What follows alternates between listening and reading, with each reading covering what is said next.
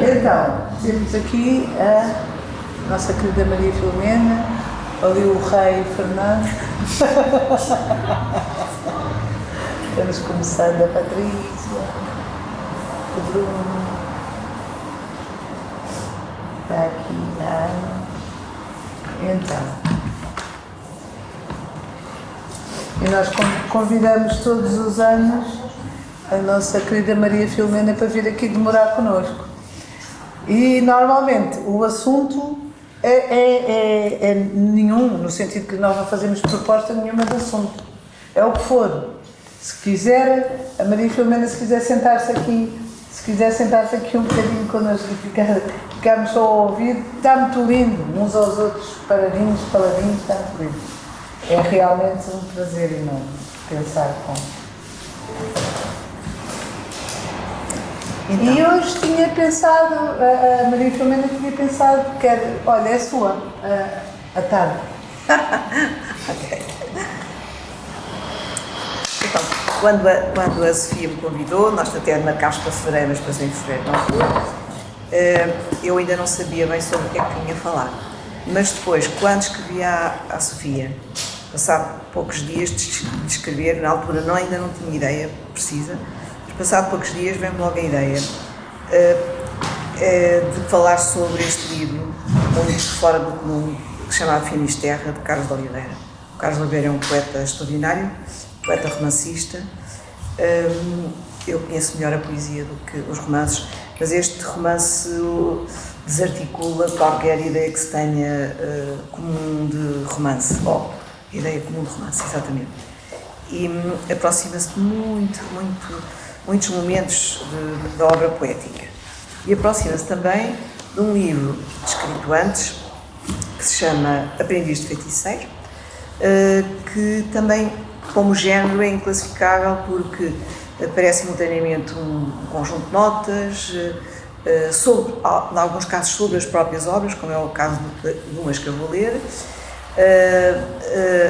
notas de leitura de outros livros e considerações sobre isto e sobre aquilo.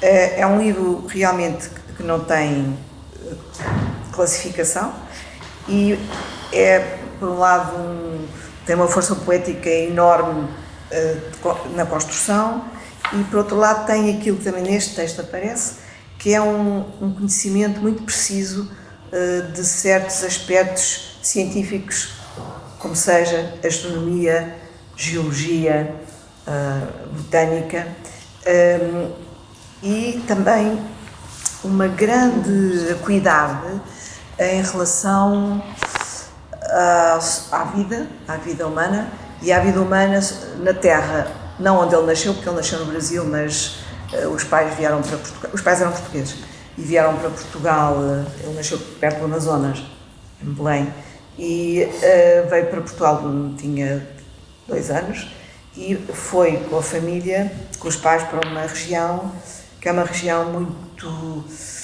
chama Gândara, do ponto de vista geológico é o nome, a Gândara, que é uma zona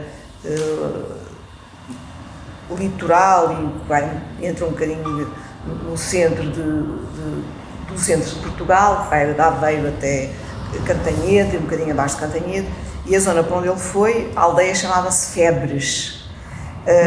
Tem as características da Gândara são uma terra pouco arável que vem do recuo do mar, que deixou muitos depósitos, muito arenosa, muito cheia de fósseis e, de um ponto de vista do clima, não muito doce, tem muitos nevoeiros, tem muito frio, tem pouca vegetação protetora, os que lá vivem e trabalham vivem mal, e ele na infância apercebeu-se disso tudo.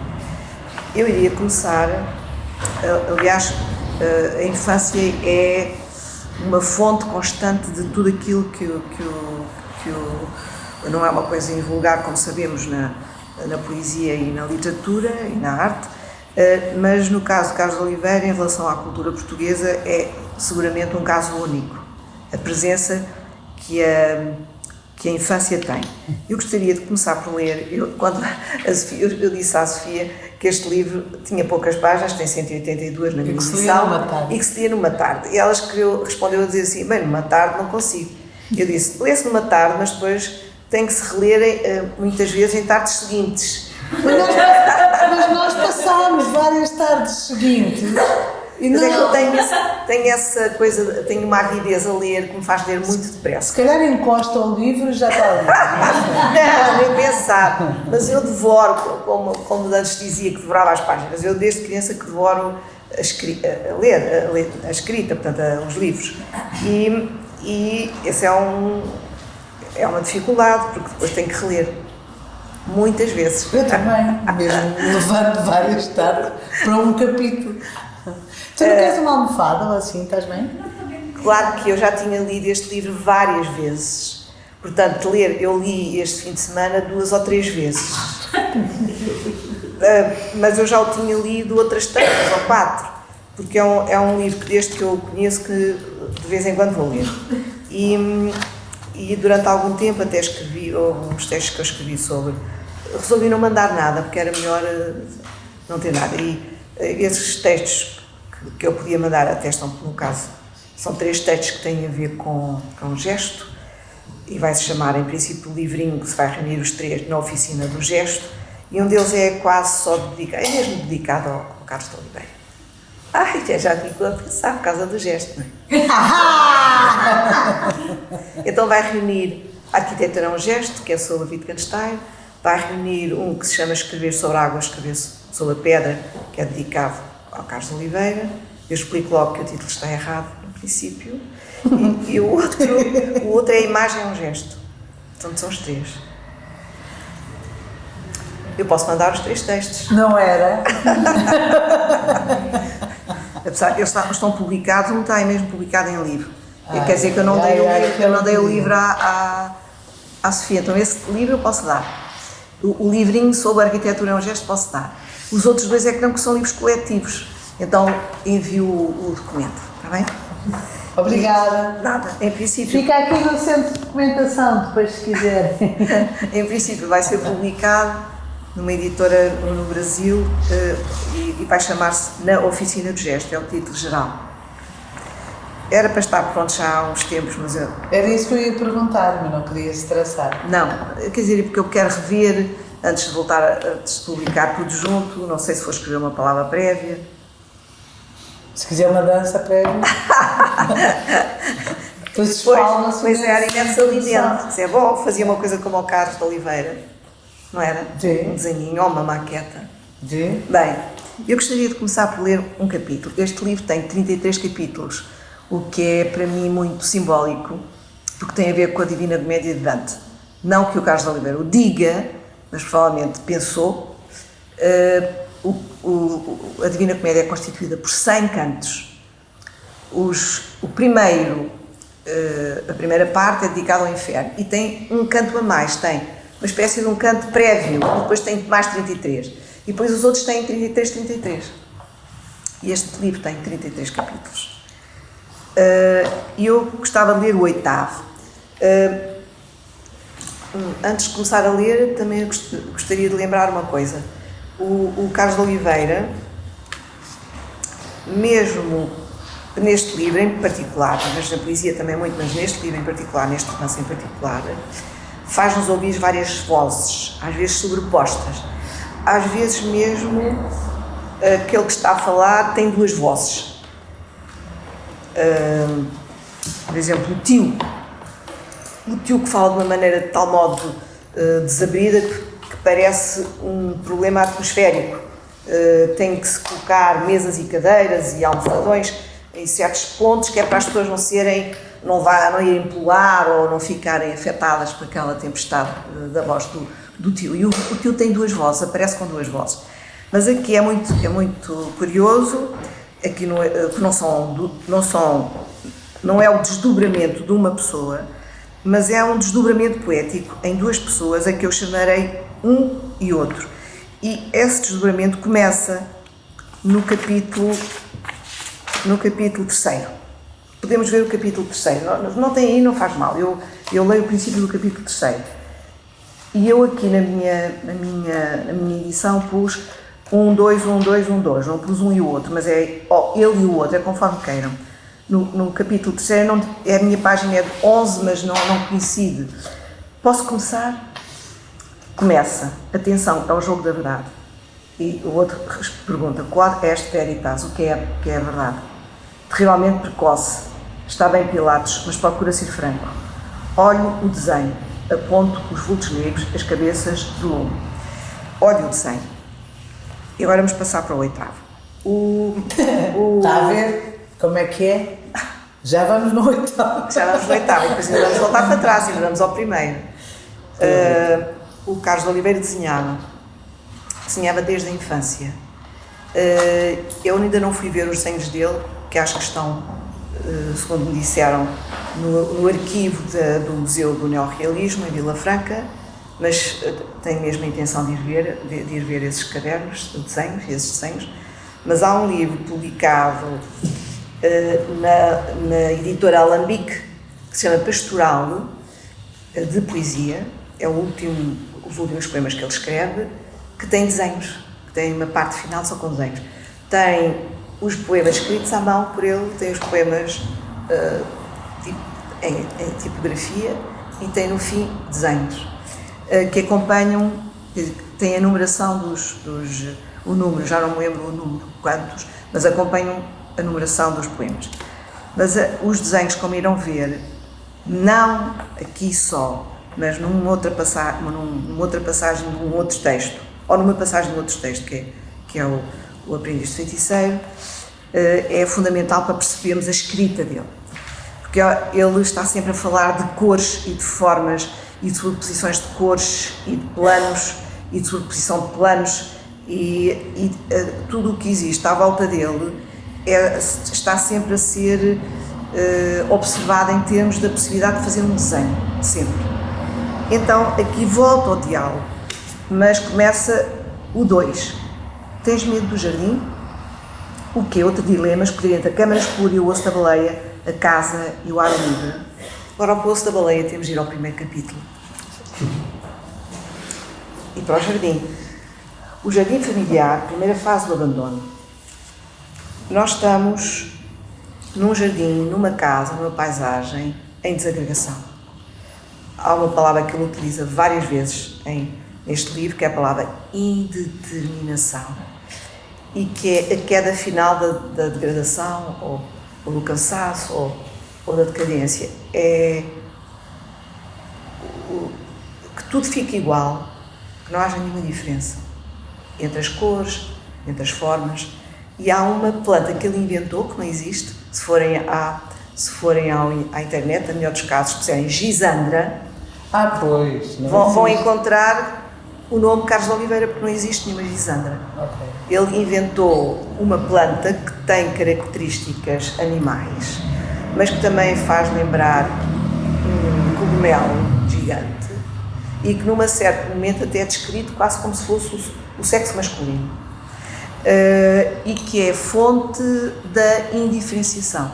É a Gisandra que está já seguramente a destruir os alicerces da casa, é ela que se vai impregnar as paredes, é ela que vai abafar toda a diferença. O jardim familiar, primeira fase do abandono. Montões informes de silvedo, bucho descabelado, urtigas, flores selvagens. As palmeiras de pouco porte incharam tanto que fazem pensar em anões velhos, doentes, com as suas cabeleiras, as suas folhas emaranhadas, caídas em arco até ao chão. Sentado num osso de baleia, para ser mais exato, na secção média da espinha dorsal de uma baleia, 51 cm de diâmetro, 33 de altura, isto é o Carlos de Oliveira, em grande forma.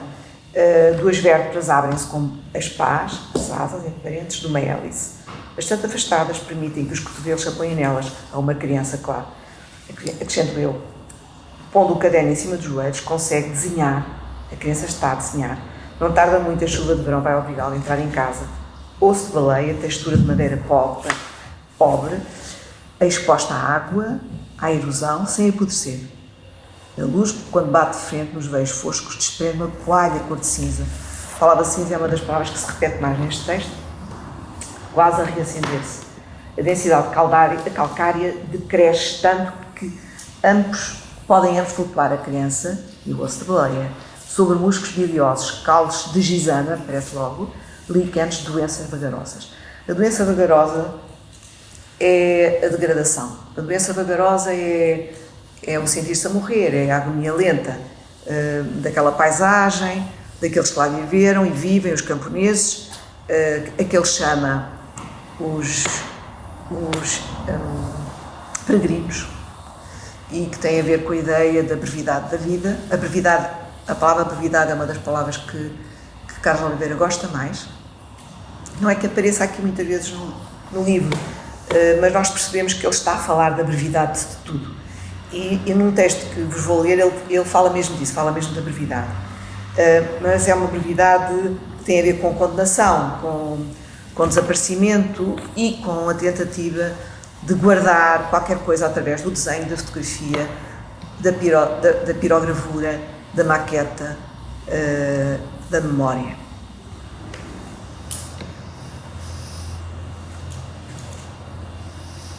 Posso perguntar uma coisa? Sim. Décio? Não, Em pode relação perguntar. àquilo ao pouco que eu consegui ouvir, para mim tinha muito a ver com o ritmo. Aquilo que eles Tem têm muito a ver com o ritmo. Tem. E ele traz muitas vezes a repetição de palavras ou de Sim. lugares, Sim. mas em frases muito próximas. E frases muito curtas, às vezes. Okay. Às vezes tem frases longas, os parágrafos nunca são muito longos, às vezes os períodos são longos, mas muitas vezes são curtos, e claro que o ritmo é fundamental, absolutamente fundamental aqui, que é essa respiração, não é? Que se vai percebendo à medida que vamos lendo, e que há às vezes um solavanco, e que há às vezes uma paragem, não é? E há uma demora, e a repetição tem essa função, justamente. A palavra cinza repete-se muito, mas há uma palavra que também se repete muito, mas também é uma palavra maior no sentido que é temática, mas a cinza também é, que é a palavra paisagem. A palavra paisagem repete-se em todo o livrinho, talvez quase 30 vezes, se bem que haja uns 4 capítulos em que ela não apareça. Esses 4 capítulos não nos vão interessar, se bem que sejam poderosos, mas não nos vão interessar. Aliás, alguns são mais do que 4, mas eu vou-me referir a alguns deles, mas há alguns que são quase 3, 4, que têm a ver com funcionários das finanças, ou aqueles que vêm fazer hipoteca, ou o tio que quer inventar a cerâmica mais translúcida, porque há imensa areia, imensa sílica, mas ele quer inventar, e há um capítulo, pelo menos, totalmente dedicado a essa verdadeira, como é que eu ia dizer, é a obsessão do tio de produzir. Ele acha que os outros ficaram todos parados no tempo, não quiseram fazer nada com aquilo que está à volta deles. Ele podia ter transformado aquela sílica toda em porcelana transparente.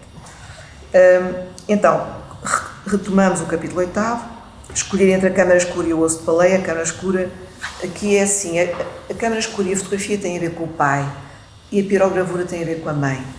Com a mãe também tem a ver, 3 ou 4 capítulos, tem a ver a marca na pele de uma cruz de vidro que se perdeu e que tinha muitas pedras preciosas, e que se perdeu, e a sensação que nós temos é que ela muitas vezes sai de casa, ela sai muitas vezes de casa para aquela paisagem extenuante e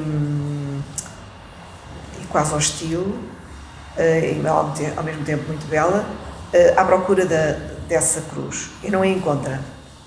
Depois ele descreve a chegar a casa, descreve a partir de casa, e depois há um momento em que a mãe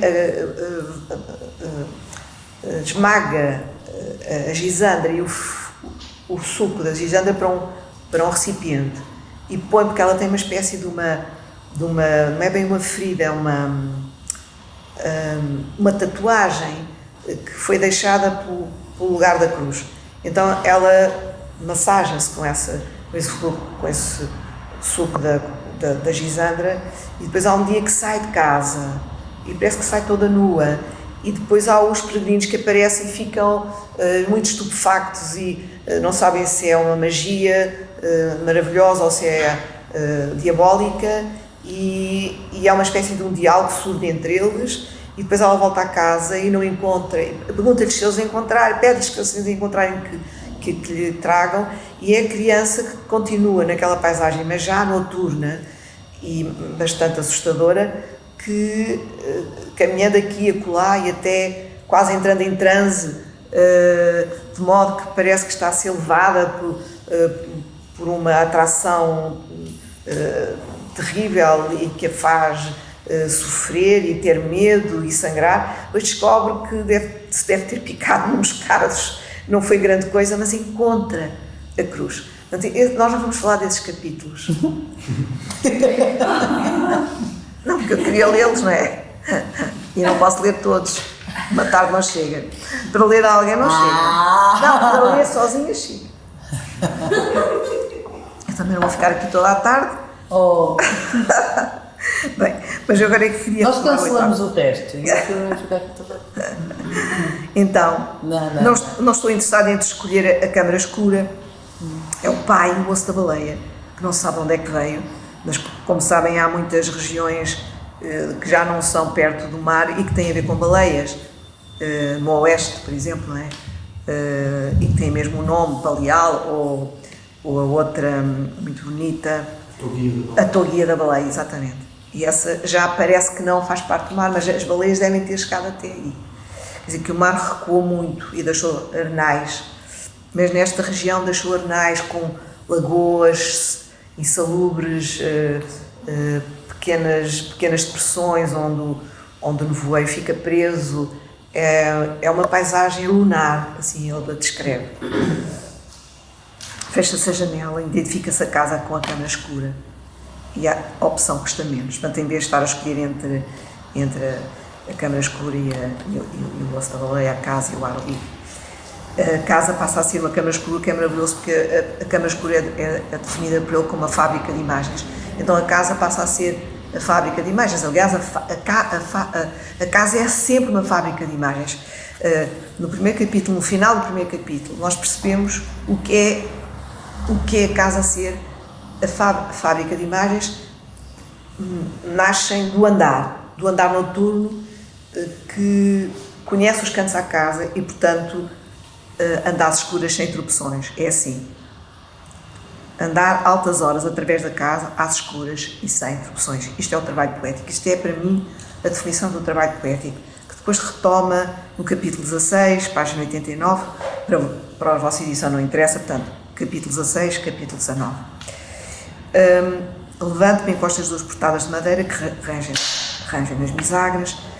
Há várias páginas onde existem muitas palavras que quase ninguém que está aqui, eu não sabia essas palavras, e algumas o Carlos Oliveira também não sabe, e diz que não sabe. E cita-as. Eu gostava de... Posso dizer já as palavras, senão depois não vou ter tempo. Palavras. Delida, cera de lida. No fundo, delite tem a ver com delida. Dissolver, desfazer, só num líquido, desbater, apagar. Cera de lida. Já viram? Delir, é o verbo delir. Os ingleses têm imensas palavras latinas, toda a gente sabe. Mas depois nós utilizamos não sabendo que são latinas. Isto era a página 50. Não! Eu disse 50. Página 5. Página 5. É que eu tinha uma vírgula e pensei que era 1. Página 5. Página 8. Esta é maravilhosa. Distinguir com E. Fazer perder a tinta ou a cor. Fazer desbotar. Distinguir. Página 19. Várias. Espeques de linho. Estios, um pau, uma trave que escora qualquer coisa. Extremas de espuma. Extrema é um limite, é muito bonito, limite de fim, é um termo. 19, a página 19. Ai, a 19 não tem. Pois a vossa edição é diferente. Eu depois vou-vos dizer Então, os nós capítulos. ficamos. Exato. Está bem, eu capítulos. depois digo os capítulos. A soldagem com cumos, bem, isto é repressar as águas, o açude. 43. 43 tem timão, brida, varal. Tudo do capítulo 8º, que é este nós estamos. Canga, tamoeiro, relhas, garrida. E uma que eu não consegui descobrir, que é a miúle. Não é a miúde, é a miúle, eu não sei o que é. É. Depois uma outra, já quase no fim, página 180, é um dos últimos capítulos, talvez até seja, se é o 180, é o último capítulo. Lintel, que ele explica, porque ele encontra o caderno, digamos, o caderno de encargos, muito provavelmente do avô, para remodelar a casa, aumentar, beneficiar a casa, e então o Lintel, que ele explica. Verga de pedra a escorar a parte superior da porta e larga a saliência que sustém os beirais. Esta é maravilhosa. Silharia afeiçoada. Silharia afeiçoada quer dizer parede colateral. Pano do peito. Parede facetada. Eu não sei o que é uma parede facetada. Pano de peito. Há para aí umas 20 palavras que já, mais, talvez sejam 30, neste livro, que já não são usadas, simplesmente. E isso é um efeito em diferenciação. Eu, por acaso, pensava que eram inventadas. Não, São palavras. são mesmo palavras mesmo. Eu fui ver todas ao dicionário, menos aquelas que ele explica, que são estas, do último capítulo. Varal, tu disseste varal? Como? Varal. Varal? Veio antes ali perto de Timão? Pois veio. Tem a ver sempre com carros de bois, ou com carros de cavalos, quando se estão a puxar, quando se agarram, acho que é aquela parte, aquele pedaço, aquele pau de madeira que prende, penso que é assim, perpendicular, não é? E que prende a outro, que eu agora não sei o nome, tinha que ir procurar o que ele diz, para o cavalo, para agarrar a estrutura que depois o cavalo vai puxar. Que, ao boi, como sabem, os bois trabalhavam muito no campo e também no mar, também puxavam as redes e puxavam os barcos. Na Nazaré, por exemplo. Em Lagos também, não é? Em muitas zonas de Portugal. Viste bois a puxar redes? Que sorte. Por acaso eu também vi, quando fui com 7 anos, ao furador depois acabou porque também acabou tudo, acabou a pesca. Agora é que nós percebemos porque é que os pescadores morriam todos na Nazaré, não é? Agora é que nós percebemos que era só viúvas por todo o lado. Agora é que nós percebemos, depois do certo, começámos a perceber o que é que havia na Nazaré que fazia com que os pescadores morressem quase fatalmente. Não é? Tal era a enormidade das vagas, por causa da profundidade abissal, não é? Mas há coisas muito bonitas. Estono, cava, tem a ver com atos humanos, redes ou valas, manta, que tem a ver também com regos, e é uma palavra muito engraçada, sorriba ou sorraiba, mas ele diz sorriba, que é o arnal negro, a areia grossa negra, o saibro negro. Depois ele próprio fala das palavras antigas. Chedas, que é a plataforma do carro da lavoura. Cantadoiras, eu não encontrei, não é cantadeiras, é cantadoiras, não encontrei no dicionário. Será que elas têm as sementes ou respirar? Mas cã ou de cã? Cantadoiras. Página 59, eu já vos digo qual é o capítulo. Estas são as palavras que ele diz que são antigas, que ele próprio não sabe bem o que é que querem dizer. Como a miúde. Não encontramos. E depois as outras é que já ele próprio dá a explicação. Depois a felga, torrão desfeito e gramata, que é uma planta herbácea.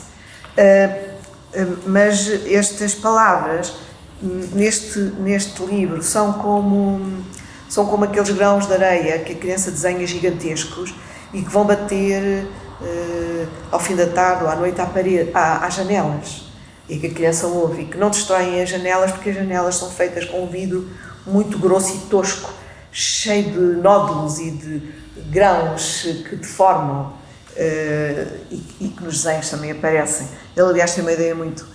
Ele vê-se que tem uma grande atração pela fotografia e há muitos poemas do Carlos de Oliveira que têm a ver com fotografia. Ele diz que se nós olharmos para o fundo da garrafa cheia de vidro, vemos onde é que se originou a lente fotográfica. É uma coisa muito bonita dele. Então, levanto-me, encosto as duas portadas de madeira e continua, sem a luz de fósforo a crepitar contra a vidraça. A sala apaga-se, um interruptor a fechar. O 2 ou o outro decide, medo do jardim ou não. Quando chega ao desenho dos peregrinos, ele se desenha os peregrinos, são os camponeses, com umas chamas na cabeça. E o outro está sempre a perguntar, mas porque é que se vai fazer às chamas? E se houver uma tempestade e chuva, o que é que vai acontecer? Está sempre a fazer perguntas sobre isso. Ele ou responde como pode a essas perguntas do outro, que são como efeitos de novo do desdobramento poético. Depois o 2, exageraste, a câmara pura não contamina a casa. Aqui vê-se perfeitamente cabeças incendiadas que reduzem a tua hipótese a cinza. As shots é a cabeça deles. Talvez chova e voltem para trás. Eu passei umas linhas. Na paisagem. Não me parece por enquanto, diz o céu estava coalhado como este quando desenhei. Falta apenas o relâmpago ao longe. Pode vir de um instante para o outro. As trovoadas de carbureto. Esta pergunta é extraordinária porque é como se fosse a pergunta de um crítico. É o 2 a falar ou o outro. Porque ele está sempre a falar de carburetos, das luzes do carbureto, das trovoadas. Então é uma pergunta irónica.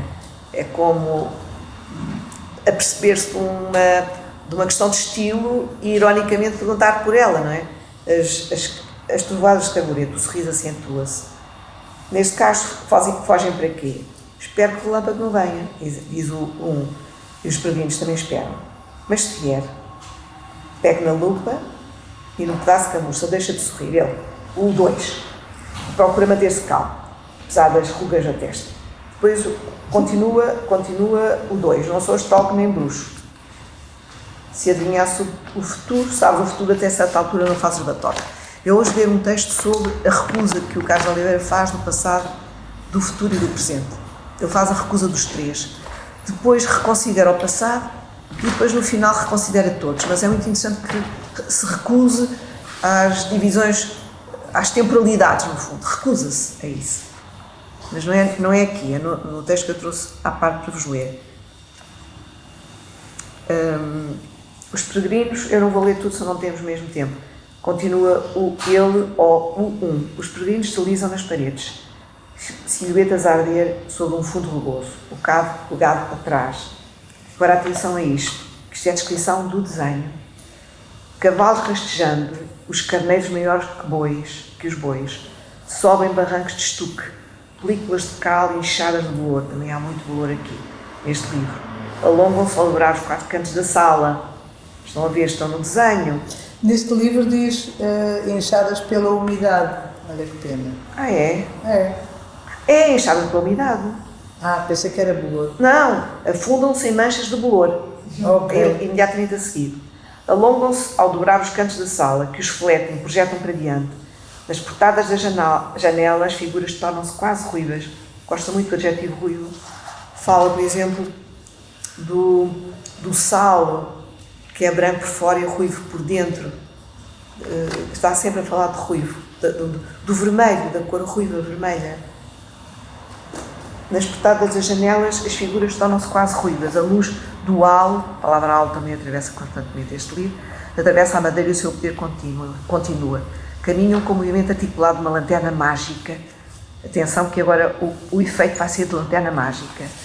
O desenho transforma-se numa lanterna mágica, que não esfuma os contornos. Ao contrário, vultos de grande nitidez marcham num gráfico anguloso mas firme e de súbito param. Não tropeçam, nem se atropelam uns aos outros. Param simplesmente no relevo do ecrã. Portanto, nós estamos na lanterna mágica. Ao alto, nuvens pretas, por fios de cenário invisíveis, detêm-se também. Põem a lupa em cima do desenho e as imagens de estuque crescem 4 ou 5 vezes. Como se chama o filme? Não respondem. Está a perguntar aos peregrinos. Peregrinação, silêncio. finis terrae, e aqui aparece o título do livro, no capítulo 8º, em latim, não é? Como o fim da terra, o termo. Então, silêncio mais reprovador, desiste das perguntas. Na projeção imóvel, camponeses, cavalos, bois, carneiros começam a falar. Neste livro, todos falam. Fala a areia logo no início, posso-vos lembrar, penso que é no capítulo 2, no diálogo.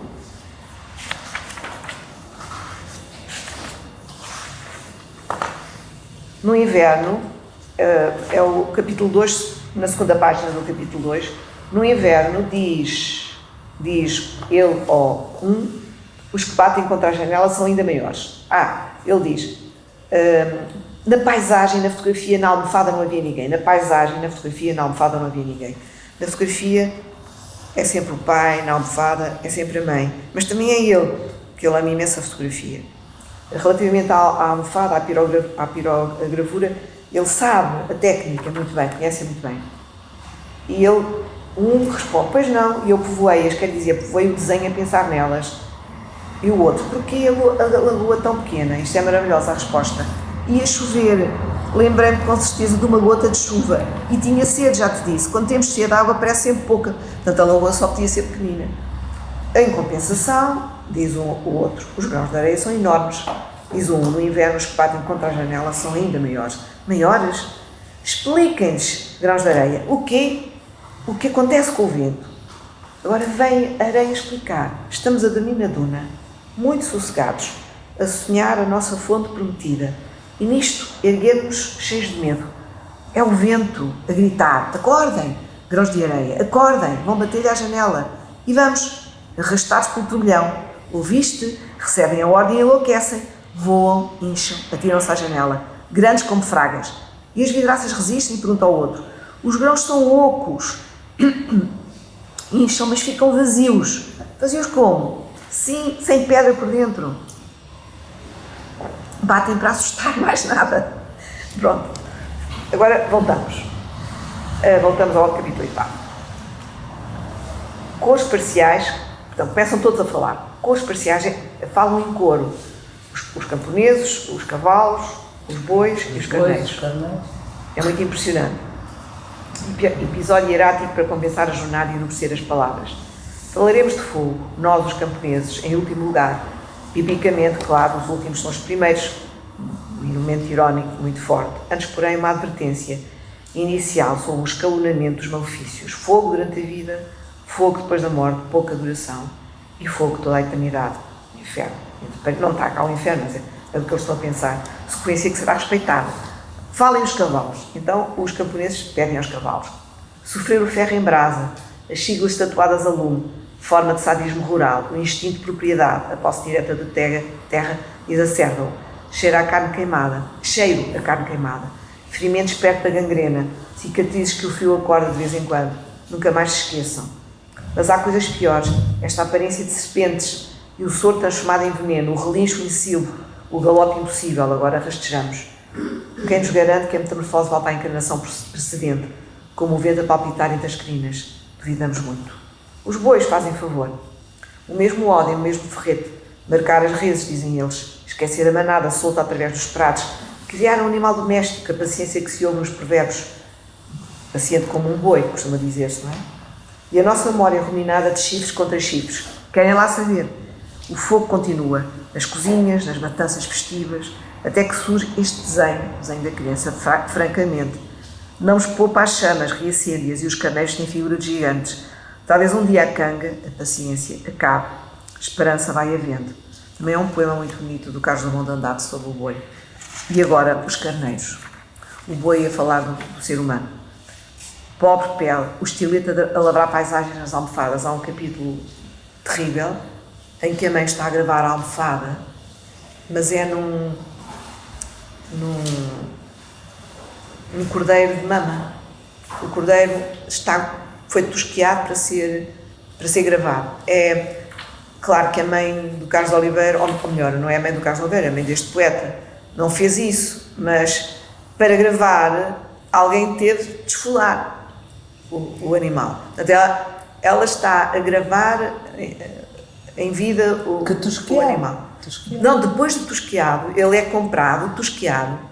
O amigo vem com o animal, que parece muito pesado e grande, e é deste tamanho, porque é de leite. E depois ela agradece e faz o trabalho. Só que o animal se mexe, não é? E, portanto, o desenho nunca fica direito.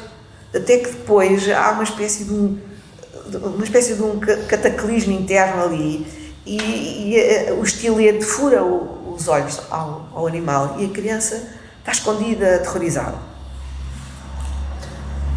Com razão. Como? Com razão. Com razão. Com os olhos furados. Pois é a vida dos seres humanos, não é? E dos animais. O estilete a lavar paisagens nos almofadões.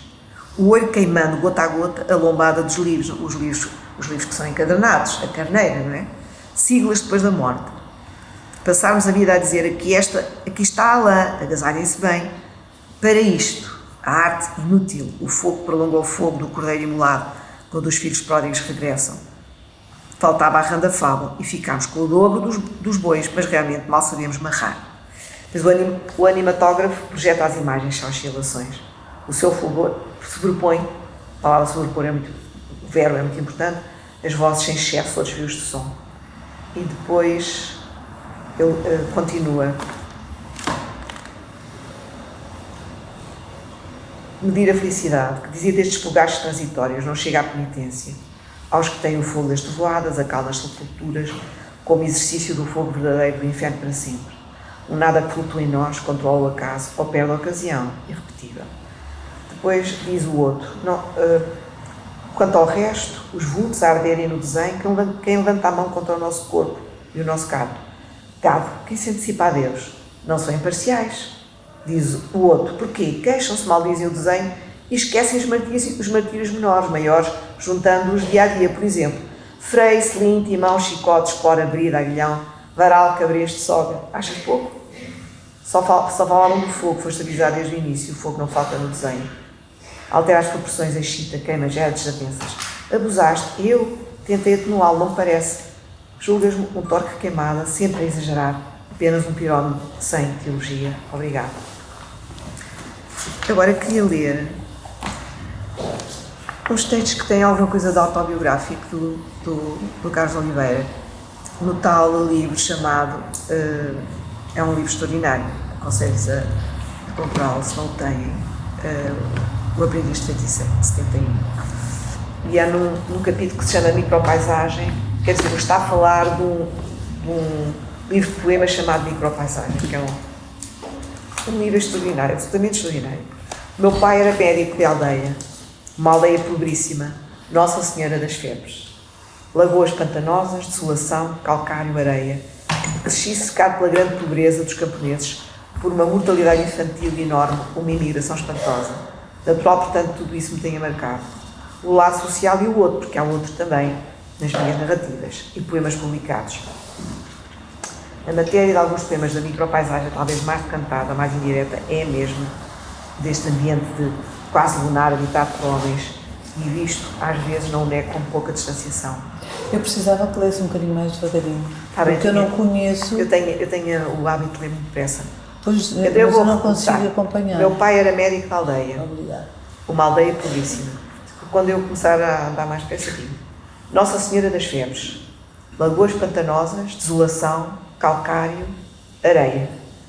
Cresci cercado pela grande pobreza dos camponeses, por uma mortalidade infantil enorme, uma imigração espantosa, natural, portanto, que tudo isso me tenha marcado. O lado social e o outro, porque há outro também, das minhas narrativas e de poemas publicados. 4 romances juvenis, nesta altura, em 1971, e alguns livros de poesia.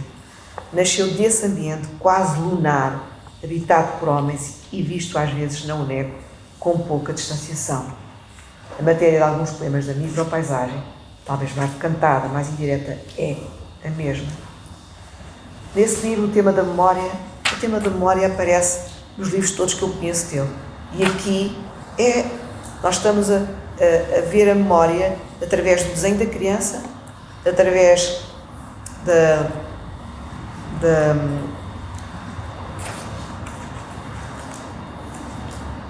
do osso da baleia, através daquela paisagem que o pai e a mãe toda a vida sondaram.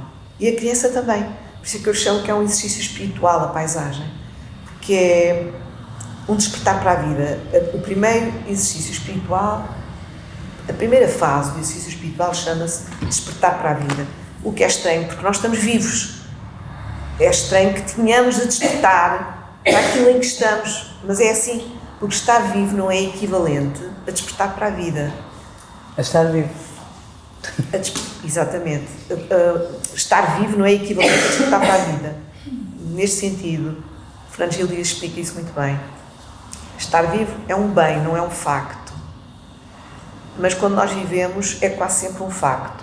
Quando despertamos para a vida, torna-se um bem. E digamos, a fase mais primeira de despertar para a vida não tem nada a ver com esforço. Tem a ver com agarrar-se à vida da criança, quando nasce. Agarrar-se à vida. Querer comer, querer luz, querer mover as pernas e os braços. Isso é agarrar-se à vida. Isso mostra que a vida é um bem. Mas depois, quando nós crescemos, esses elementos extremamente espontâneos foram domados de várias maneiras, às vezes até ao ponto de serem completamente irreconhecíveis, e nós temos de aprender a agarrar-nos à vida outra vez, reconhecendo que a vida é um bem e não um facto. Este é o primeiro momento, então, do exercício espiritual. Foram domados, disse? Domados, domesticados, sim.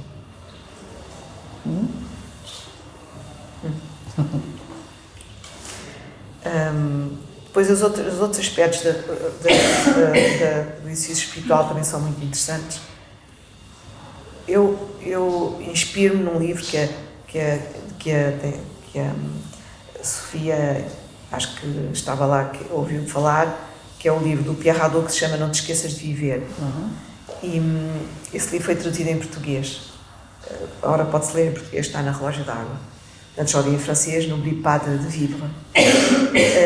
É muito curioso que alguém escreva um livro dedicado a esse mesmo tema, não é? Não te esqueças de viver. É a mesma coisa do que despertar para a vida. É a pergunta cujo conteúdo é despertar para a vida. Não te esqueças de viver. E nós conhecemos mais o não te esqueças da morte, ou não te esqueças dos mortos, memento mori, não é? Não conhecemos tanto este despertar para a vida. A nossa tradição está, e sobretudo a partir do momento em que foi muito utilizada essa expressão, sobretudo a partir do barroco, na vida o mais importante é lembrar-nos da morte. E para Pierre Hadot, como para Goethe, porque isso vem do Goethe, ele foi retirar esta ideia, lembra-te de viver, a Goethe. É uma espécie de um pedido que aparece nos anos de peregrinação, nos anos de aprendizagem do Wilhelm Meister, também aparece no Fausto, lembra-te de viver. E depois ele transformou esse lembra-te de viver em não te esqueças de viver, que é, no entender, até mais forte. Só que o lembra-te de viver era o que fazia a outra vertente desse eixo em relação à vida, que começava com lembra-te da morte, ou lembra-te dos que morreram, ou lembra-te dos mortos. E isso faz com que ganhe uma preponderância, ganhe um relevo muito grande, insistir no lembra-te de viver, por um lado, e ao mesmo tempo introduzir uma negativa e substituir lembrar por esquecer como uma espécie de aguilhão. Parece que dizer não te esqueças de viver, ou pedir não te esqueças de viver, é mais forte do que lembra-te de viver. A negativa e o esquecimento juntos produzem uma potência maior do que o lembrar. Depois eu falo-vos das outras três, não, mas queria falar de uma por causa da distância, porque ele diz que não tinha muita distância, talvez não tivesse muita distância em relação àquela paisagem da Gândara. E o segundo momento do exercício espiritual é distanciar-se. Não ir para muito longe, não é apanhar o avião, não. É recuar um bocadinho. Porque se nós não recuamos um bocadinho, ficamos muito apertados, muito juntos dos factos da vida ou das nossas circunstâncias. É bom destacar-se um bocadinho. O Nietzsche falava do pathos da distância.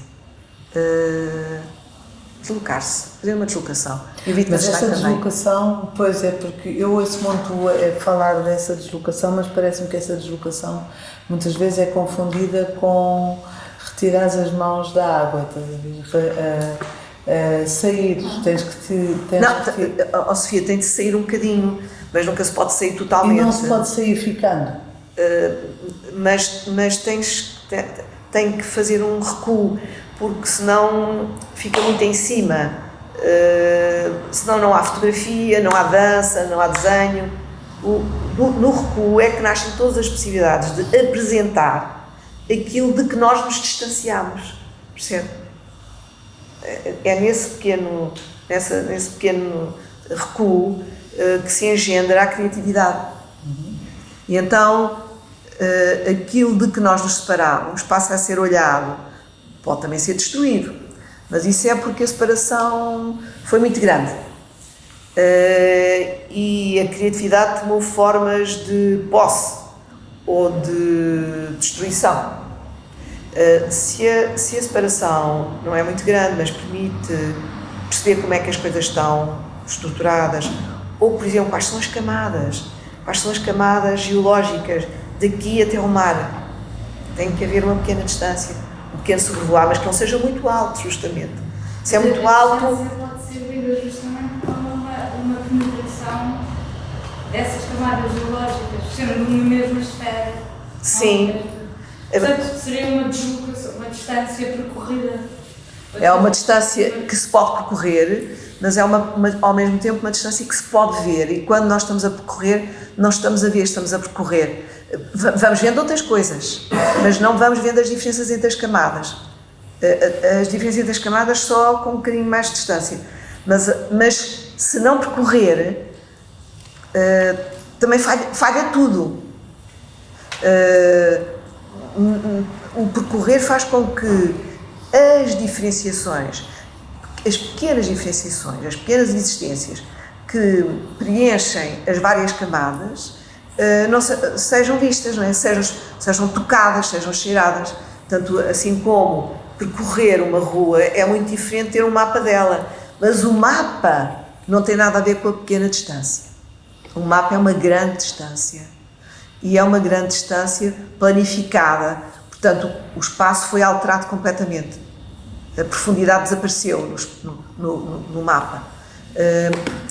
Há o plano e há as linhas do plano. E levanta-se um plano. E, portanto, todo o segredo do andar desapareceu, do percorrer. Este que eu estou a falar não é nenhum plano, é um desenho. No desenho há essa mistura que no capítulo aqui se fala de uma maneira extraordinária, é no capítulo 6º. Há uma mistura de dois pontos de vista. O ponto de vista do fotógrafo, que é o pai, e o ponto de vista da mulher que desenha com o estilete e o fogo, que faz pirogravura na pele dos animais. Ele retira da paisagem a própria imagem, o fotógrafo. A paisagem está ali, ele carrega um obturador, tem a sua lente, tem um ponto de vista e depois tem uma matéria sensível à luz que impregna a imagem. E depois vai com as técnicas antigas de fazer fotografia, ampliar, etc. Então aí a imagem nasceu da paisagem, através da máquina. Mas na pirogravura a imagem não nasceu da paisagem. É ela a olhar e com a desvada pela mão que vai desenhar. E eu acho que o Carlos de Oliveira, esse é o pequeno pormenor, ela chama-lhe o pequeno pormenor. O pequeno pormenor sou eu. No primeiro caso parece que o pequeno pormenor fica toldado pelo poder da objetiva, ou fica imerso, integrado pelo poder da objetiva, que não diminui a criatividade é outra, são dois pontos de vista opostos, é muito interessante. E percebe-se que a criança que está a ouvir o pai e a mãe falarem, é no capítulo 6º, vale a pena ler, porque depois nunca mais acabamos de ler, mas vale a pena ler sozinho. Ela introduz aquele pequeno grão de areia, ou que é, não, ele não fala de sujeito, não é o problema do sujeito no sentido das filosofias, não, é o pequeno pormenor que é ela, aquela mulher que está sentada com muita atenção, sempre, ela e o pai, sempre a sondarem a paisagem. E a criança também, com o desenho, o que é que ela fez? No desenho, nos repararam, os peregrinos têm chamas na cabeça, estão sempre a arder, os cavalos rastejam, que são obrigados a trabalhar, perdem aquela altivez natural do cavalo, os carneiros são maiores que os bois, as hastes dos carneiros são maiores que os cornos dos bois, e depois tem as cores, claro. Então, relativamente à distância, voltando à distância, a distância é aquele pequeno salto que nós damos quando queremos conhecer o que quer que seja. Se é um grande salto, ficamos a grande distância, podemos dar um tiro. Também a pequena distância podemos dar uma facada. Mas dar um tiro é uma coisa mais potente que dar uma facada, porque no caso da faca, nós temos a faca na mão, não é? Outra pessoa pode correr, ou pode ter outra faca.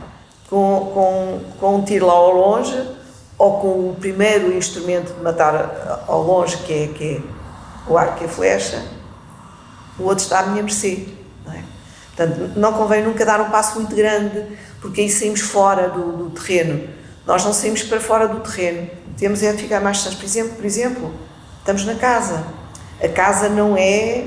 É engraçado que a casa faz parte da paisagem, mas eles estão sempre a ver a paisagem, que é o que alimenta a casa, é o que ilumina a casa, é o que escurece a casa, é o que faz a casa entrar em colapso, é o que faz a casa viver, e os habitantes da casa estão na situação de percorrerem essa paisagem e ao mesmo tempo darem-se conta dela, sondarem os seus segredos, não é?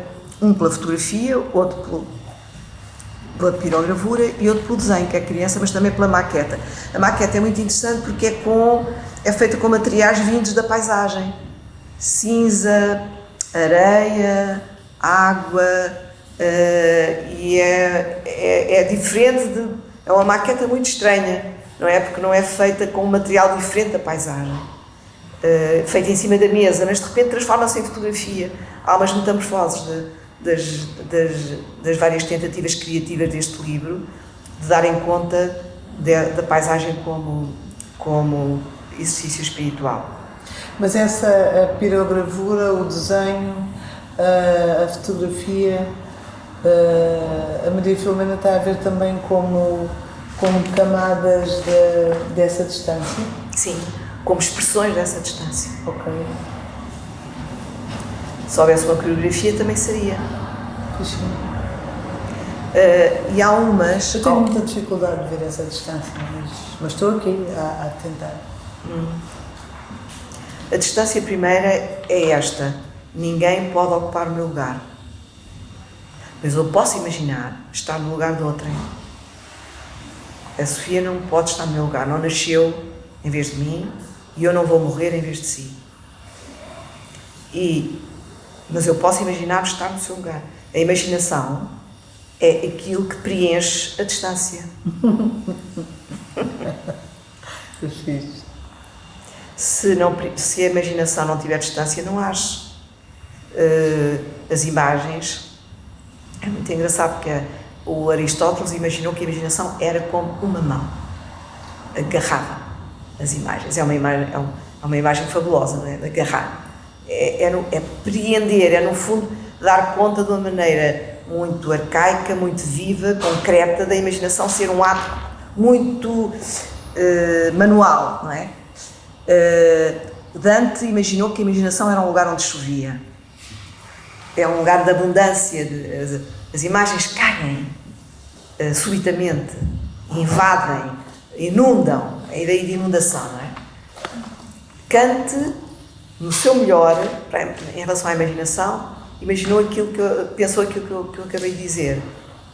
Pensa de modo a te colocares no lugar de qualquer um. Mas eu não posso ocupar o lugar de qualquer um, senão imaginativamente. Por isso é que a Hannah Arendt considera que a imaginação é uma condição política. Olha lá, já há tantos amigos que a gente tem aqui a conversar. É verdade. A condição política na Hannah Arendt vem da parte estética de Kant e não do pensamento político de Kant. Vem da imaginação. Nós só podemos constituir uma comunidade se formos capazes de usar a imaginação, colocando-nos no lugar de qualquer um, sabendo que não podemos ocupar esse lugar. Mas a imaginação faz um trabalho para descobrir perspectivas, compará-las, não é? Descobrir que há outras perspectivas. Não há outra maneira senão através da imaginação. A estupidez tem sempre a ver com falta de imaginação. Claro. Quer dizer que não é possível imaginar-se a si própria, não é? Ou dá para construir É possível, a si própria. é possível, por isso é que há poetas. E há este livro do Carlos de Oliveira, e há autobiografias. As autobiografias geralmente são distâncias falseadas. Quando são muito boas não se chamam autobiografias. Quer dizer, têm outro nome em geral, quando são muito boas. Quer dizer que a autobiografia muitas vezes é um esforço, muitas vezes é também um esforço de tomar conta de si, finalmente poder ocupar-se de si. Isso tem grandeza, claro. Mas há outras que é ostentação, que é controle, que é fazer de conta que é a própria época. Há muitas autobiografias diferentes, claro. Mas as melhores talvez não tenham o nome de autobiografia. Por acaso há uma que se chama, que eu adoro, que é a autobiografia científica do Rossi, do Aldo Rossi, que é extraordinária, é absolutamente extraordinária, sobre arquitetura, e aquele arquiteto, e é uma maneira dele estar sempre a mostrar que já não há arquitetura. Todo o tempo, é mesmo impressionante. Então, essa distância de que eu falo é aquele recuar que permite ver a reflexão, permite ver o animal, permite ver a árvore. Nesta região praticamente não há árvores, ou as árvores de que ele fala. Eles chamam os camponeses para verem umas árvores e dizerem os nomes, mas eles não conhecem aquelas árvores. As árvores não têm folhas sequer, então chamam os marceneiros e os carpinteiros, mas os carpinteiros dizem aos marceneiros: nós não conhecemos as árvores, quando elas chegam à nossa mão já está tudo cortadinho em bocados, num caso mais grosseiro, no outro caso para móveis. Os móveis das casas não pertencem à floresta, os móveis não pertencem à floresta, pertencem à casa. É muito impressionante. Então tinham que vir os que cortam as árvores, os serradores, mas não vêm nenhum serradores, não há ali ao pé nenhum serradores. Há vários personagens que vêm e que se apresentam e que mostram as suas uns, por exemplo, os marceneiros e os carpinteiros não gostam muito uns dos outros, os camponeses também não têm muita simpatia pelos marceneiros, mas todos eles são unânimes em dizer que não conhecem o nome daquelas árvores. É muito impressionante, não conhecem, não sabem. Há assim uma espécie de desespero, ou uma espécie de igualdade no desespero deles não saberem o nome daquelas árvores. E no fundo os personagens, a criança que agora que está a escrever fica sem saber o nome das árvores. Ela também não sabe. Eu queria continuar a ler este. A memória. A memória para ele é uma estalactite. Este poema, Micropaisagem, aparece pelo menos uma vez aqui a palavra estalactite e tem a ver com essa mistura entre água e pedra, que é muito própria da memória do Carlos de Oliveira. Gotas de água, de pedra, certo e arrebentando como costuma, tiros de pólvora, uma das breves colinas gandarescas, aqui ele refere-se à Gândara, de onde está a sua cal. Os camponeses viram com espanto que a colina era oca, como os grãos de areia, por isso é que não fazem nenhum mal, são muito grandes, são gigantescos, mas são ocos. Estalactites suspensas do céu calcário, gotas de água, pedra. Por esta referência longínqua e autêntica começa o primeiro poema do livro. Mas não só a memória, também o tempo, a elaboração através dos estratos. E nós vemos aqui vários estratos. Vários traços da relação da criança com o pai e com a mãe. E há dois momentos fundamentais de destruição aqui, que é o momento em que o pai destrói todas as fotografias, deita fogo a todas as fotografias e destrói todo o material fotográfico, as chapas fotográficas e todas as máquinas permitiam ampliação. É um momento muito impressionante. E o outro momento, já falámos dele, é o do pequeno animal imolado, no fundo, para... Não é assim que se faz pirogravura, mas o Carlos de Oliveira faz mostrar que é assim que se faz pirogravura, que tem que se tirar o pelo e depois esfolar um pequeno cordeiro para a pele ser muito macia.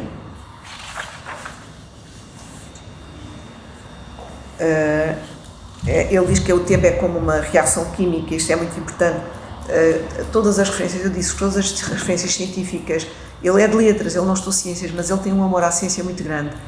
E em muitos poemas também aparece a referência, e aqui, neste livro, quer na Finisterra, quer aqui no Aprendiz de Feiticeiro, aparece essa espécie de atenção rigorosa aos saberes humanos, que implicam outras tantas distâncias, mas muito maiores do que aquelas da criatividade artística, muito maiores.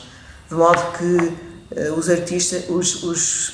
cientistas são capazes de fazer experiências com animais, não é? Isso implica uma grande distância.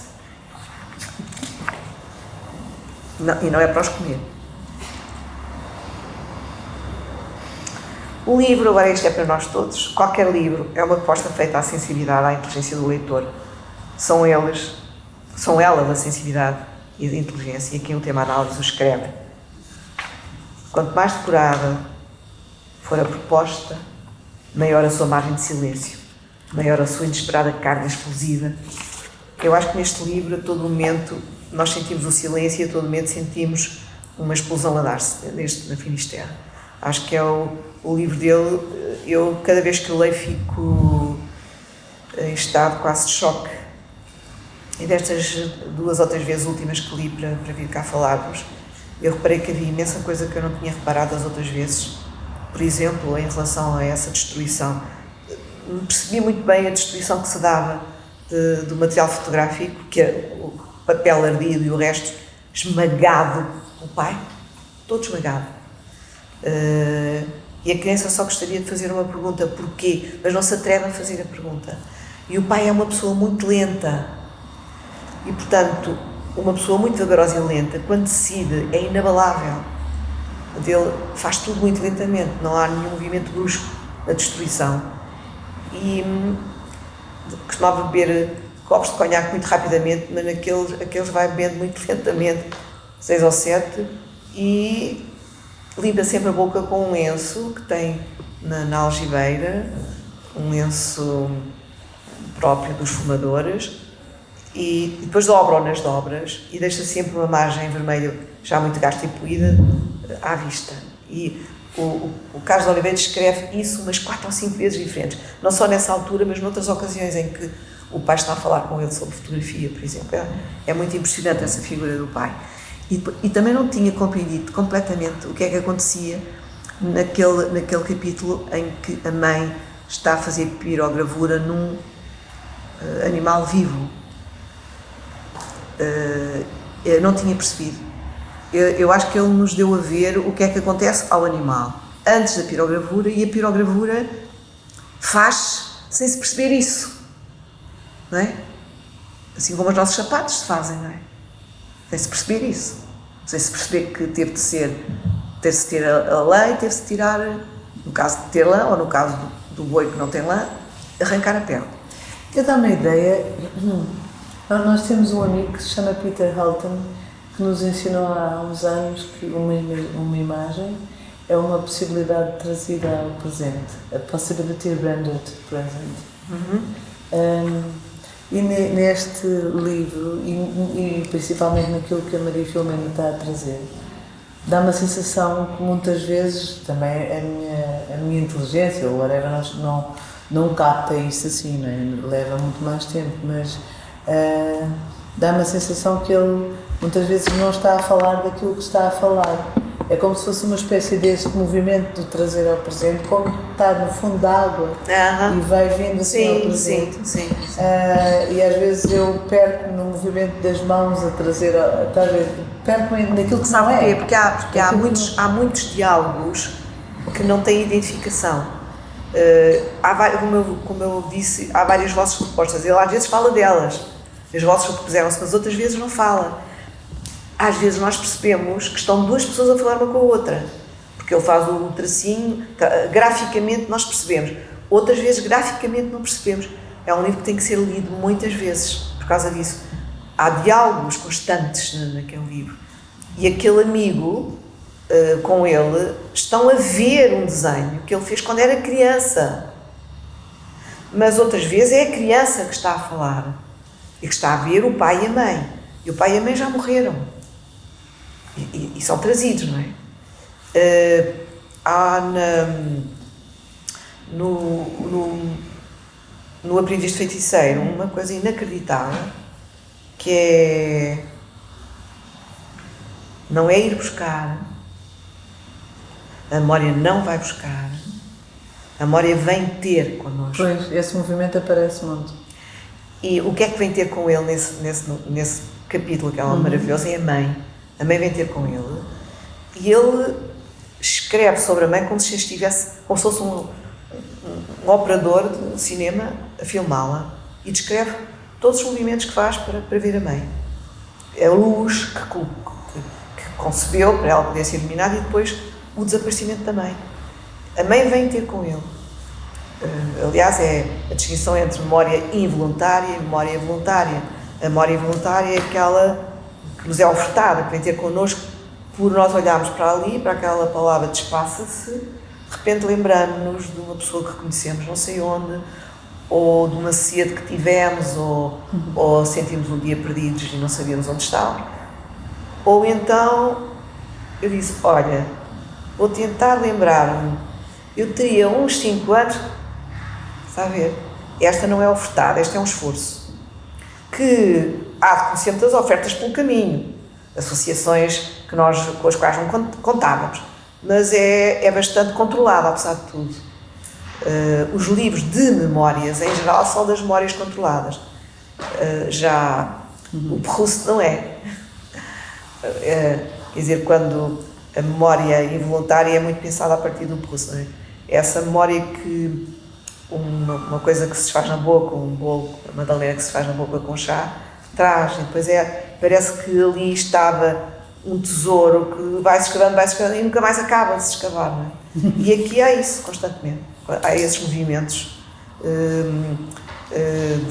regressivos ou progressantes e regressantes, como se quiser, e é por isso é que é interessante ele aqui ter uma espécie de desenho e dizer que não, para ele, ainda o que poderá existir, ainda o que poderá ter algum sentido é o passado. De resto, presente e futuro não tem sentido nenhum. Eu gostava de ler essa passagem, que acho que tem a ver com o que a Sofia está a dizer. Não vou ler tudo, não é óbvio. E depois, além do que já disse sobre a memória, e os homens e mulheres que perdem nas suas camas a memória uns dos outros, o amor que deixa de conhecer o rosto que lhes viu do espelho, o poema que fecha o livro, a micropaisagem, tenta criar e analisar um processo visual de esquecimento. Os elementos físicos, já há aqui o esquecimento, que é a paisagem a ser abandonada, a casa a esboroar-se, o caruncho a abrir os seus subterrâneos, o cheiro a mofo, a gisandra a enliar-se nos fundos da casa, nos recessos dos seus fundamentos. As aves doentes, as lagoas purulentas. O trabalho oficinal é o fulcro de tudo, sobre tudo gira. É isto que me faz ter uma maior...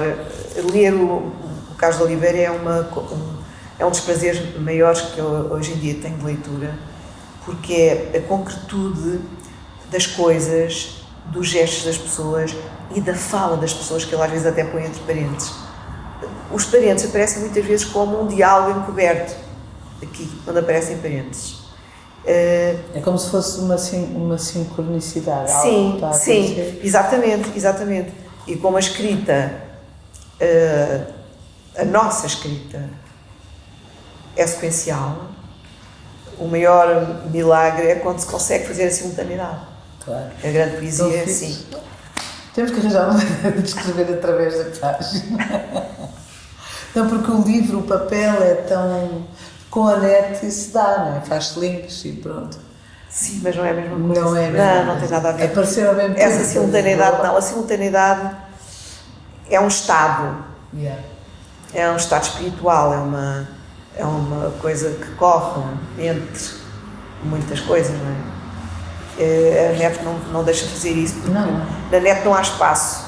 O espaço desapareceu na net, na internet. Eu acho que o mal-estar que nós sentíamos durante a pandemia e que as crianças e os jovens sentiram tremendamente, eu era contra as aulas na internet. E era contra todas as aulas a mais, que escreveram muitas pessoas cheias de pena que os miúdos não tivessem mais aulas, mas os miúdos não tinham pena nenhuma. Não sei porquê. Porque é que tinham pena. Mas havia muitos adultos que tinham muita pena das crianças e dos jovens que não tinham aulas. Eu acho que havia que aproveitar a pandemia para não ter aulas, justamente. Para fazer outra coisa qualquer. Mas o problema era a falta de espaço.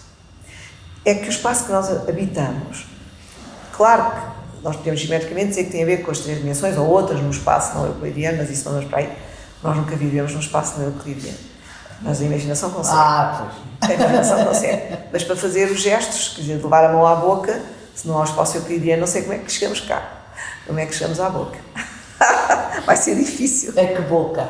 À minha, no caso. Eu queria avançar como um gesto, levar a caneta ao papel, para depurar poesia, Sim, que ela acontece sim. em alquimia, mais ligada a um processo espiritual, em detrimento do que possa ser o imaginário científico oficial. Não estou a dizer que a ciência é sempre a ciência oficial, mas se fizesse essa distinção entre a espiritualidade alquímica, a alquimia no centro e um vento espiritual e um vento científico, a emergir da escrita e o gesto que leva a gestualidade, no mergulho dessa essência, abre essa possibilidade de extrapolar o euclidiano, sei lá, o espaço.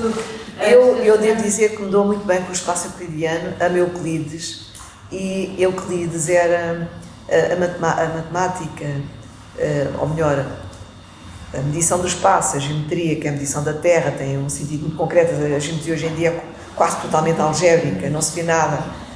A geometria antiga vê-se formas e sabe-se que tem a ver com desenhos que se podem fazer, que se podem conceber, que têm regras. Hoje em dia é muito algébrica a geometria. Se vai à procura de uma definição, tem lá uma definição algébrica e nunca há uma imagem. Nunca se desenha um triângulo. Fala-se em termos de equações, é muito estranho. É uma redução terrível, por isso é que a teoria das catástrofes foi tão importante, porque introduziu a possibilidade, reintroduziu o desenho na geometria, a partir de certos desenhos fundamentais e da possibilidade desses desenhos se alterarem, transformarem, dando saltos, tal aspecto da catástrofe, mas como uma tempestade ou como no crescimento de um ser vivo, não é?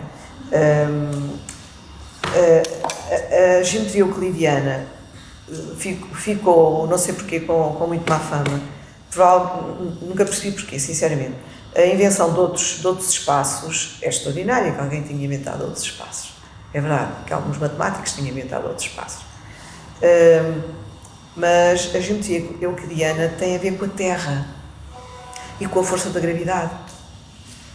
Provavelmente fora da Terra e fora da força da gravidade da Terra e da atmosfera da Terra haverá outras vivíveis, mas aqui na Terra só há esta vivível, não é?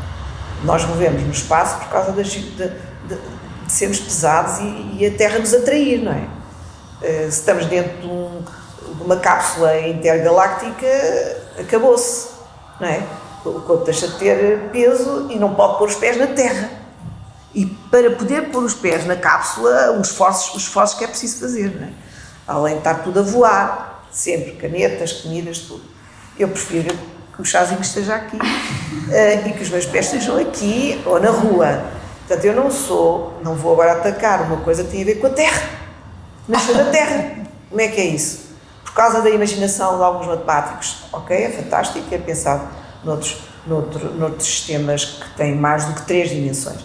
Mas, na verdade, o nosso espaço tem 3 dimensões, mas tem uma coisa que está associada às 3 dimensões e que é a profundidade e que não é redutível à terceira dimensão e que tem a ver com os movimentos que os corpos todos que andam na Terra fazem, não é? Em relação uns aos outros. E também a força da gravidade. Portanto, isto tinha a propósito do ecrã. O ecrã faz desaparecer esse espaço.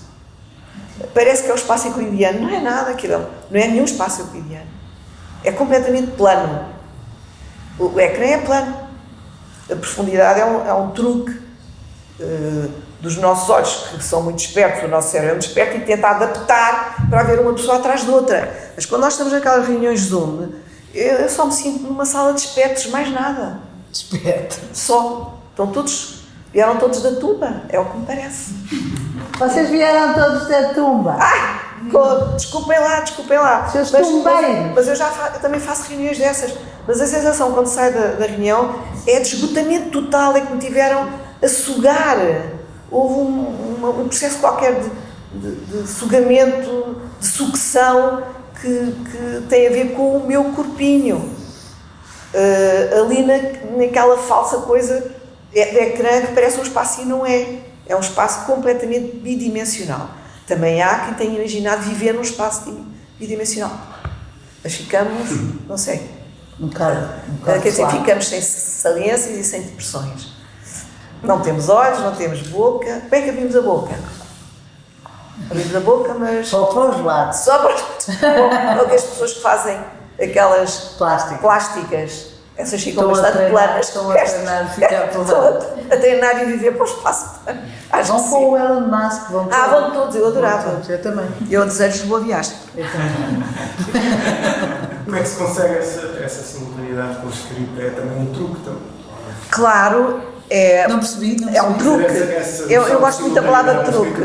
É um truque, claro que é um truque. Todas as coisas da criatividade têm a ver com truques.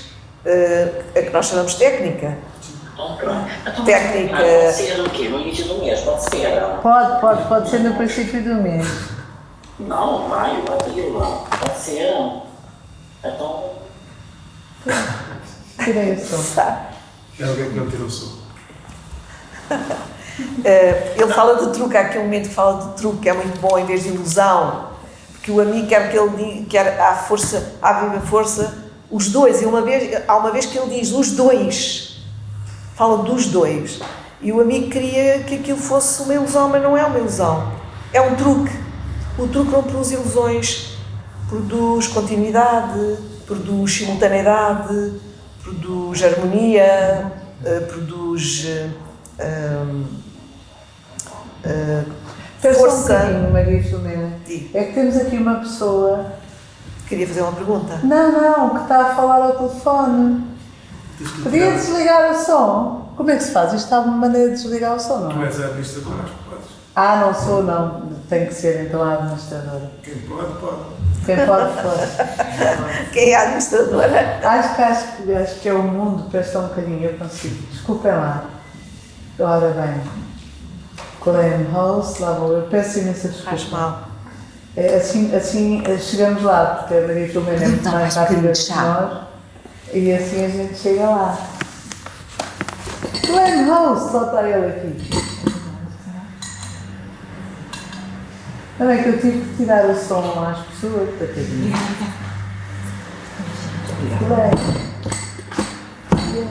You are the host. Mute.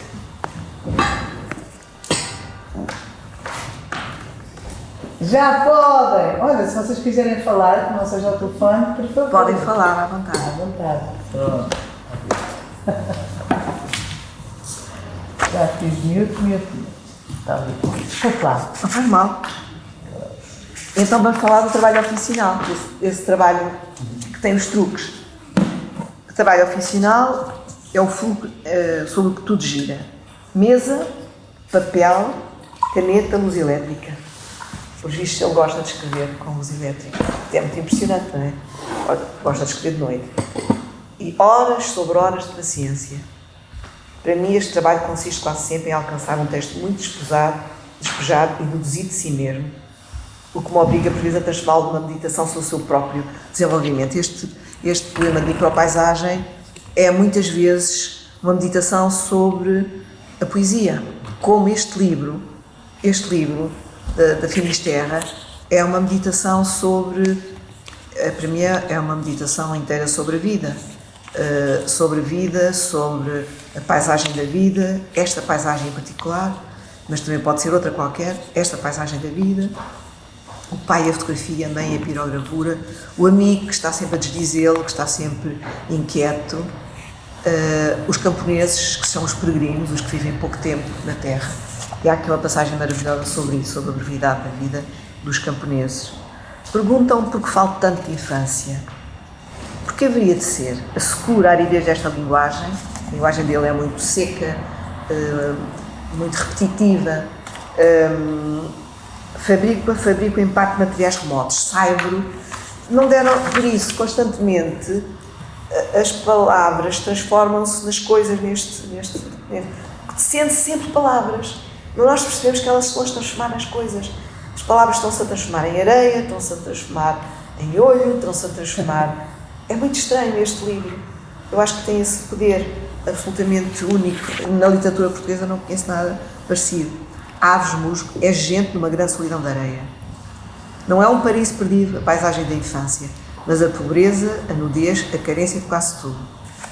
Desse elemento se sustenta bastante toda a escrita de que sou capaz, umas vezes explícitos, muitos outros apenas sugeridos na brevidade dos textos, que nunca são longos. E disse sem querer uma palavra essencial para mim, brevidade. Casas construídas com adobos que duram sensivelmente o que dura uma vida humana, pinhais que os camponeses plantam na infância para derrubar pouco antes de morrer, a própria terra é passageira, dunas modeladas, desfeitas por vento. Esta paisagem nunca é igual, nunca, está sempre a diferenciar-se. Por isso a maquete é muito importante, porque ele também diferencia. O fazer da maquete também altera com os próprios elementos da paisagem, a própria paisagem, desfeitas pelo vento. Que literatura poderia nascer daqui que não fosse marcada pela opressiva brevidade, por este tom precário, de mais a mais tão coincidentes com certos sentimentos do autor? E, finalmente, deste texto eu queria ler uma passagem, que é a descrição de um desenho que ele faz e que já tem muito a ver, isto foi escrito antes de Finisterra, mas já tem muito a ver com a Finisterra, e nós vemos a criança a fazer o desenho. À meia da tarde, meteram a mesa, esta mesa de tampo doirado, aquela mesa de pinho que ele descreve constantemente, no vão da janela, sentaram-lhe na cadeira, com a almofada sobre o fundo de palha para dar mais altura, e disseram-lhe: aqui tens o caderno, os lápis de cor. Eu pus os lápis de cor, em vez de lápis de cor, porque isto é transcrito, não é copiado. Eu estive a copiar, melhor. A cópia. É cópia, exatamente. Foi outra conversa. Agora não sei o que pus aqui. Que é preciso? É uma caneta. Não. Olha, tão linda é esta. Ai, que bom, obrigada. Pensei que tinha trazido. Oh, que pena. Pode ficar com essa que eu as trouxe duas. É que eu não escrevo com esferográfica e tenho umas manias de escrever. Muito obrigada. Dentro de uma hora voltas a deitar-te. Desenha. Primeiro o bicho cá embaixo, ao canto direito. És o bicho vermelho, focinho verde, malhas alaranjadas. Agora ele começa numa conversa com o bicho. E as patas? Brancas, com um traço por fora, senão não se vê. Ficarei bem? Claro que ficas. Talvez te pinto outra vez, mais longe do sol, ao alto da página, e diferente, amarelo. Achas que eles me vão matar? Acho que sim. Custa-me dizê-lo, mas é verdade. Vão matar-te, retalhar-te, comer-te, a não ser que os arranhes bastante e os obrigues a fugir. Põe umas garras maiores. Está bem, azuis ou negras. Tanto faz. Depois o sol ao canto esquerdo, cor-de-rosa, muito pouca luz. Porquê? Para eles não verem o bicho. As estrelas mais brilhantes do que eu, a meio da página. E maior, desculpa, sol. O sol também fala com ele. Mas não gosto de ti. O céu anila em torno delas. Assim arde melhor. Ardemos, obrigado. Por cima do céu, as árvores pernas para o ar caladas, não andam, não falam. Os ramos da mesma cor dos raios do sol, cada traço vermelho claro, aos zigue-zagues, é metade ramo, metade luz, e prende as árvores ao sol, por isso não andam. Se os pintasse mais forte, incendiavam-se. Areia em volta das raízes. Estrelas pequenas, sim, grãos de areia, sim, para alumiar as raízes. O prometido é devido, portanto o bicho outra vez disfarçado amarelo. Apaga-me lá ao fundo, como a borracha não pega nos lápis de cor, então esconde-me aqui entre duas estrelas. Não são bem estrelas, mas grãos de areia. Enfim, desenho mais dois enormes, talvez saiam estrelas verdadeiras. Saíram. Saímos, apesar de nos pôr debaixo da terra. Protejam o bicho, escondam-no. Com este brilho, tira-se o brilho, copos de castanho. Não faças isso. Hesita ainda quando vem buscar de novo para a cama. Esta descrição do desenho é quase fonte deste desenho, e as outras partes que vêm aqui sobre os cogumelos, sobre a febre, o coração que bate mais, bate muito depressa, o coração do Carlos de Oliveira, ele era muito doente do coração e morreu com 100 anos por causa disso. E aliás tem um livro chamado Do Lado Esquerdo, que tem a ver com o coração.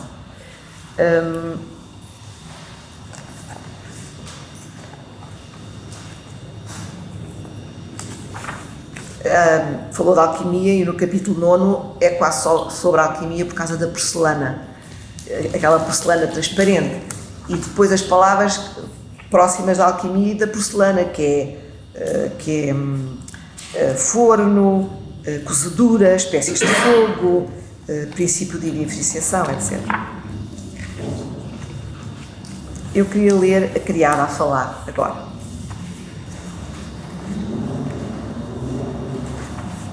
E posso-vos dizer quais são os capítulos da mãe e de tudo o que acontece com a mãe. É muito impressionante. Muito impressionante.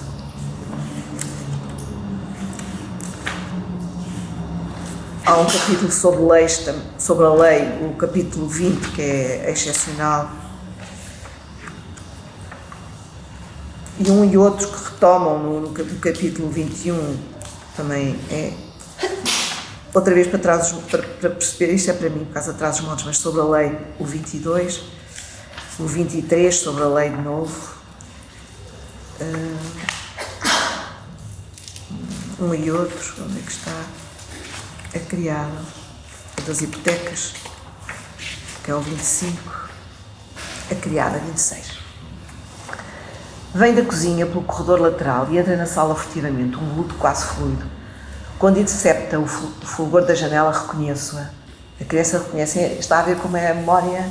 Ela vem lá de longe. Vem da cozinha, passa pelo corredor, um vulto quase fluido. E de repente ele reconhece, exposta à claridade, recua um passo ou dois. A memória recua um passo ou dois. As pernas batem na cadeira, dobram-se e fica sentada sem querer, o chale de merino cruzado sobre o peito. Tenho poucas palavras e prometo ser breve, diz a criada. O peso de uma sombra ou de um cisco mal se dá por ele. Depois, mais um bocadinho adiante, certas recordações não consigo esquecê-las, minuciosas, obsessivas, com o andar dos anos. Inalterável só a voz. É o que a criança sente, é o que o homem sente, que está a ter essa memória europeia feita de rouquidão e pequenos gritos, como as carpideiras. E depois lembra aquela história que ele conta ao outro, do terror que a mãe sentiu um dia, quando chegou ao quarto e por causa da iluminação, pareceu que o menino não tinha cabeça e estava coberto com uma aranha enorme. Ele faz esse desenho. E é esta criada que vem com a vassoura, tira a aranha a areia era enorme, tamanho de uma mão, claro. E depois bateu com a vassoura na aranha com muita força, mas de lá não saiu sangue nenhum. Saíram muitos aranhices que foram para o canto. Ele desenha isso e é o amigo que está, o amigo faz um pouco de troça do desenho dele. Mas a criada vem confirmar, a memória dele vem confirmar. A aranha há de do berço, a vassoura abriu, diz a criada, de meio a meio, não deita uma gota de sangue. 1000 patas de aranhices fogem para os cantos do quarto. No candeeiro a chama oscila, metade luz, metade fumo. Põe uns pachos de água na testa da senhora e acorda dos porque a mãe desmaiou quando viu que o menino não tinha cabeça. E é a criada que a auxilia. E depois, vem da parte viva da casa. Agora é ele a lembrar-se. Qual é a parte viva? A lareira, onde se faz a comida, as roupas onde se lavam, tanto o alimento, a lareira, porque aquece as roupas, o alimento, que também vem da lareira. Tudo moldado pelas mãos da criada, por mãos de criada. Desde o alvorecer, ela levanta-se muito cedo, entre o orvalho do pátio até a água que rechina sobre as últimas brasas, ao fim do serão. Deita-se muito tarde, no fogo, nas lexívas, no forno dos detritos. Ela trata disto tudo.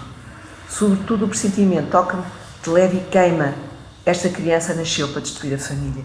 Ele faz com que essa memória venha dizer que ele é o último daquela casa. Ele, aliás, não tem filhos, Carlos Oliveira.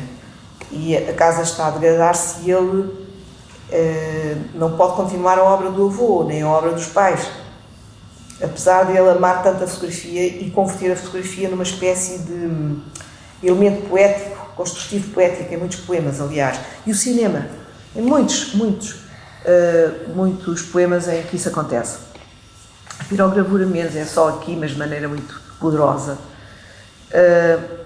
O rosto jovem sorriu um momento com o fósforo a acender as pupilas, mas o sorriso remoto, o tempo que demora a chegar, envelhece outra vez, porque ela está a sorrir muito nova, mas está a chegar com o menino já muito crescido e ela morta.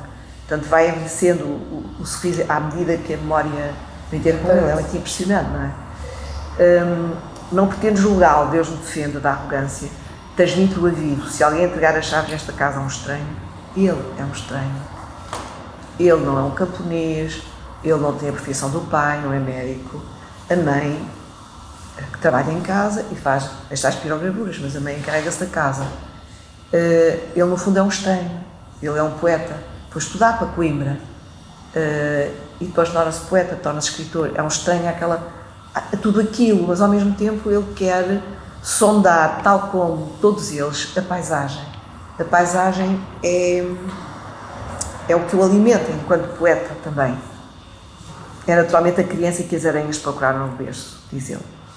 Doenças e bacios de fezes, posso esquecê-los ou lembrá-los sem ressentimento. E lembrar os mortos, tanto os que vão nos esquivos de mogno, prateados, sob colgaduras roxas, como os que partem em pobres caixões de pinho. Compreendo a justiça, não pelas diferenças, pela causa de todos. E todos esperam que os signos continuem.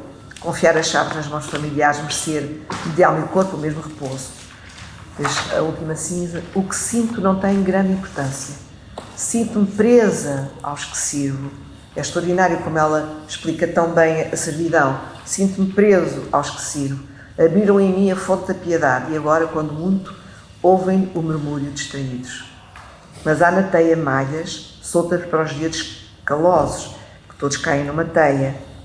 O rosto, há um único rosto, um real, e outro submerso em duas aparências. Sempre. Isto é muito importante porque eu acho que o Carlos Oliveira é talvez o poeta português e o escritor português que melhor percebe o que é o desdobramento criativo do ser humano. Que, para começar, se pode chamar consciência. Sermos dois sempre, não é? E esse ser dois tem muitas formas, tem muitas figuras, toma muitas aparências. E nos poemas e nos textos de prosa, que são textos poéticos, profundamente poéticos, nós estamos a ver sempre essa consciência dele do desdobramento humano, sempre. E a criada tem dois rostos, um real e outro submerso. Mas há na teia malhas soltas para os dedos calosos, que são os dela, ninguém sabe porquê. Foram dedos de pescador a sarzir a seda, a rede que nos colhe por misericórdia. Não se esqueça. A destruição da fotografia dá-se no capítulo 27. Eu gostava de... A criança assiste em silêncio à execução de um plano elaborado. Portanto, ele vai... Eu gosto muito desta descrição da destruição da fotografia, porque o quarto onde o personagem está, a sala, tem uma fotografia da paisagem, feita pelo pai seguramente, já muito esgotada. E é nesta página, primeira página do capítulo 27, onde se dá a destruição programada da fotografia, ele descreve a destruição de uma fotografia naturalmente, uma fotografia que estivesse ali na parede. O homem para diante da fotografia, ele aproxima a lupa, ele ou o outro, ou um deles, analisa o trabalho da recha do sol ao longo dos anos. Transformar o negro em castanho, o castanho em sépia, o sépia em rosa, o rosa em amarelo, e no cine inverso, gradações quase imperceptíveis, levar o branco a atingir, ao mesmo tempo, a última tonalidade rosa, já amarela, do negro. Portanto, começa no negro, passa por todas as tonalidades até ao branco e depois converte-se em negro outra vez. É mesmo impressionante. Eu acho que é das descrições que tem 1, 2, 3, 4, 5, 6, 7, 8 linhas deste tamanho, com esta letra. Não é? Tens a destruição, as duas pilhas laterais, a criança examina, quer fazer a pergunta do porquê. Na página, deixem-me ver a página 157 e seguintes, o que é que tem? Porque eu pus aqui uma referência, já falámos dos 157. Esse é o capítulo 33. O capítulo 29 é o capítulo da destruição do... É muito impressionante isto, do animal, é muito impressionante. A mãe pede ao amigo de infância que vá buscar um cordeiro, regressa com o cordeiro ao colo, a criança continua a espreitar, a criança está sempre a espreitar. Em alguns dos poemas, já não me lembro se é entre duas memórias, parece-me que sim, a criança espreita quando se levam os animais para a matança e quer libertá-los. A sensibilidade aos animais domésticos nele é absolutamente extraordinária. E então, regressa com o cordeiro ao colo, cambaleia, sobe a ália aos zigue-zagues e depois, mais tarde, aqui o tem. E não me agradece, porque foi mais caro do que se tivesse comprado um rebanho, acha ele. Depois, passamos adiante e a voz da mãe, o gráfico ondulante das dunas, ela vai tentar desenhá-lo. Pele espaçosa, para trabalhar à vontade, há uma bela paisagem. Esta não me agrada muito, nem a mim, o menino. Árvores, ramos e álias, tudo retilíneo, prefiro a outra que não se vê da janela. As dunas, o deserto, linhas mais suaves. E sabe a de cor? Passei a vida a olhá-la, que lhe parece? A mãe passou a vida a olhá-la. E depois, pior ainda, os óculos escorregam pelo nariz, afastam-se os olhos. Pior ainda, vagas de arrepios, ondeiam o cordeiro e os traços. Ficam tremos a paisagem cheia de rugas. Tenha paciência, diz ao cordeiro, tente serená-lo. Diz ao amigo que é para tentar serenar o animal.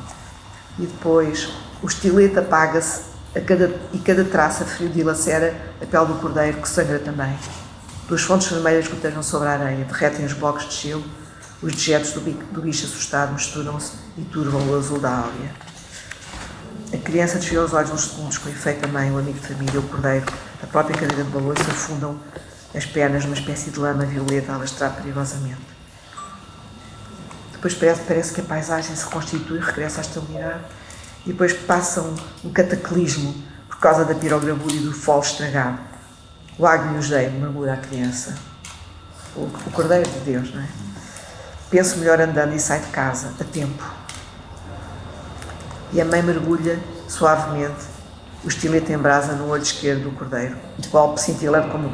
É terrível esta descrição, não é? É uma coisa de arrepiar, como o reverbe nas dunas, o flash do desenho. Eles misturam-se, a criança vê aparecer o pai, traz a máquina fotográfica, o tripé, o pano preto para a cabeça, salta da máquina, chapas sobre chapas veladas, em contraste a voz lenta, distende-se ainda mais. Isto não é real. O som ao retardador completa o gag, não se pode fotografar. Ele faz isto tantas vezes, fotografar. não é real, ele fala muito disso. Sim, fala muitas vezes.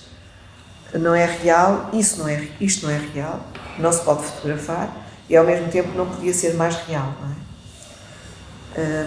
O capítulo 33 acaba de uma maneira muito impressionante. O pai e a câmara escura, a descrição da câmara escura é maravilhosa. No capítulo 30,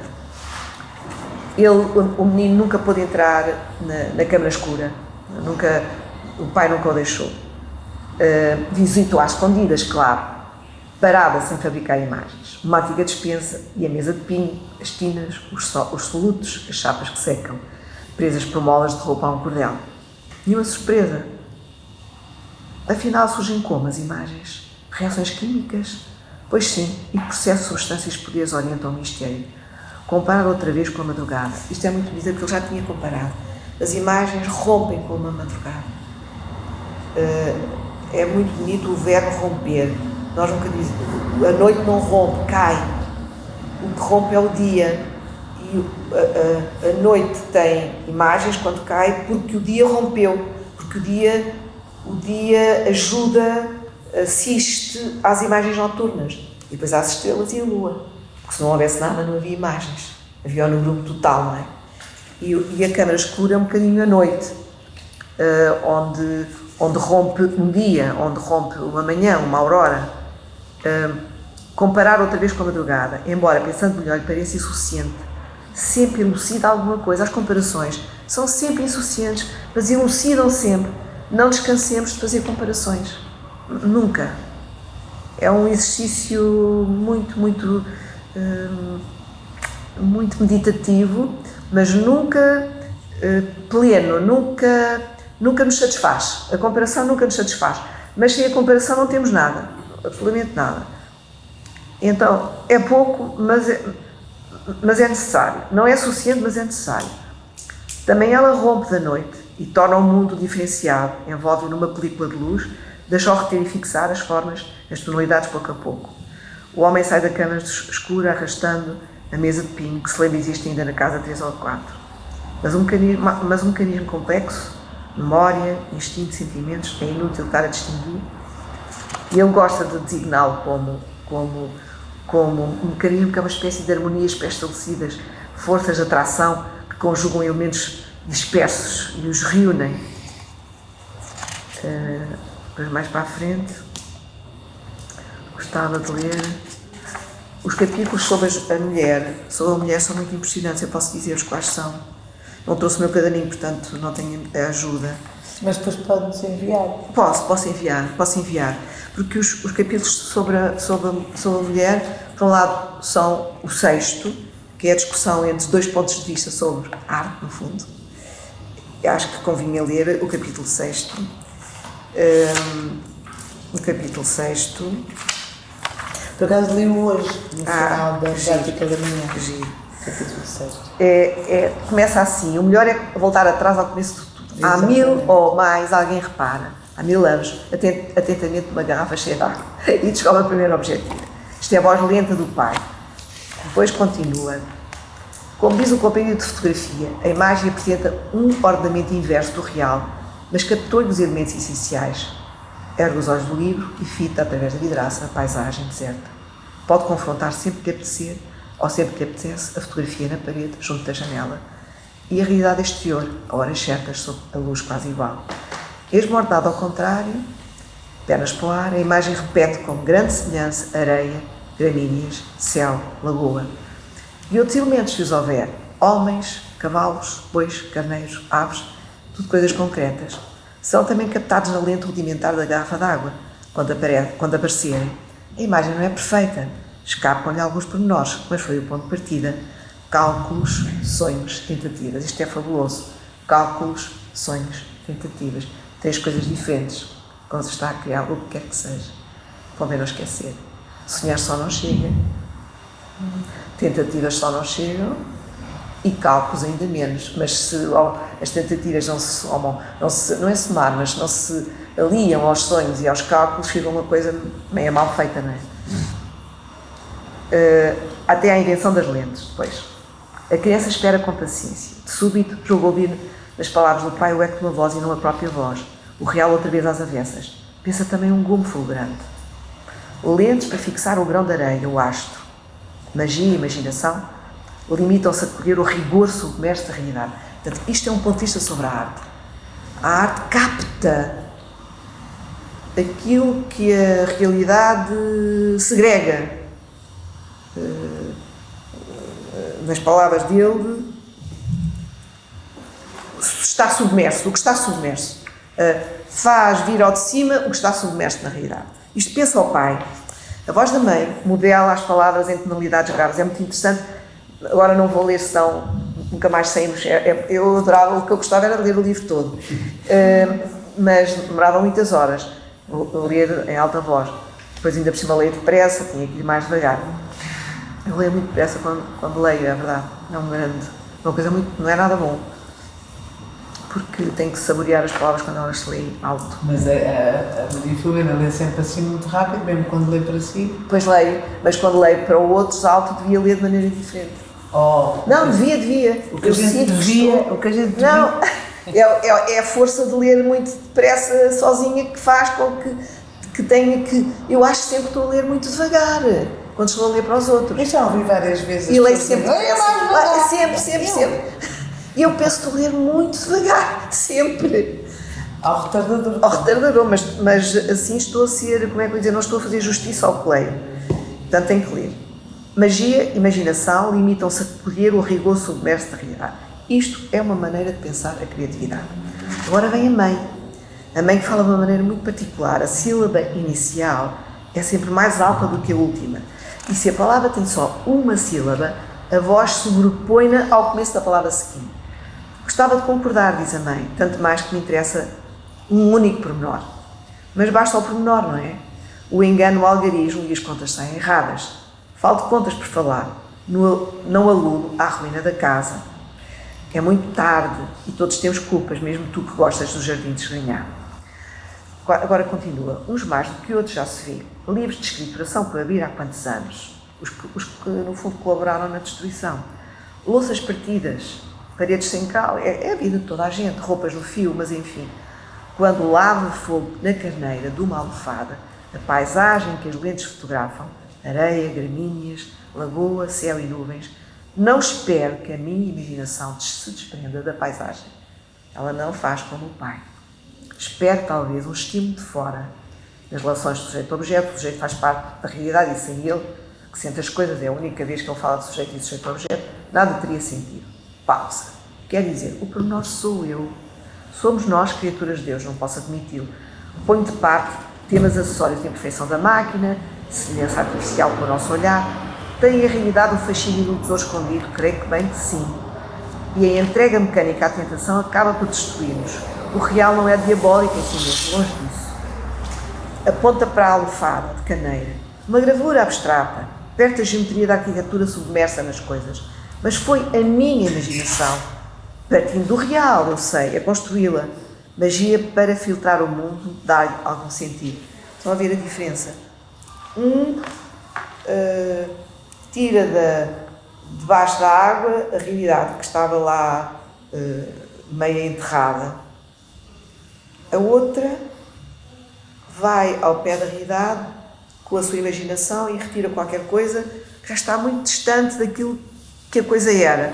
Por exemplo, são riscos abstratos. É muito interessante que haja as duas perspectivas aqui neste capítulo 6, porque eu acho que o Carlos de Oliveira funde os dois.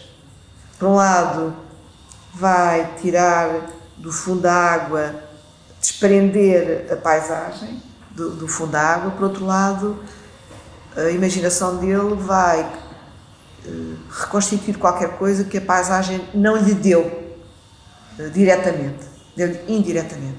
E este capítulo 6 é como a arte poética do Carlos de Oliveira a partir do pai e da mãe, o que é qualquer coisa de muito profundo, não é?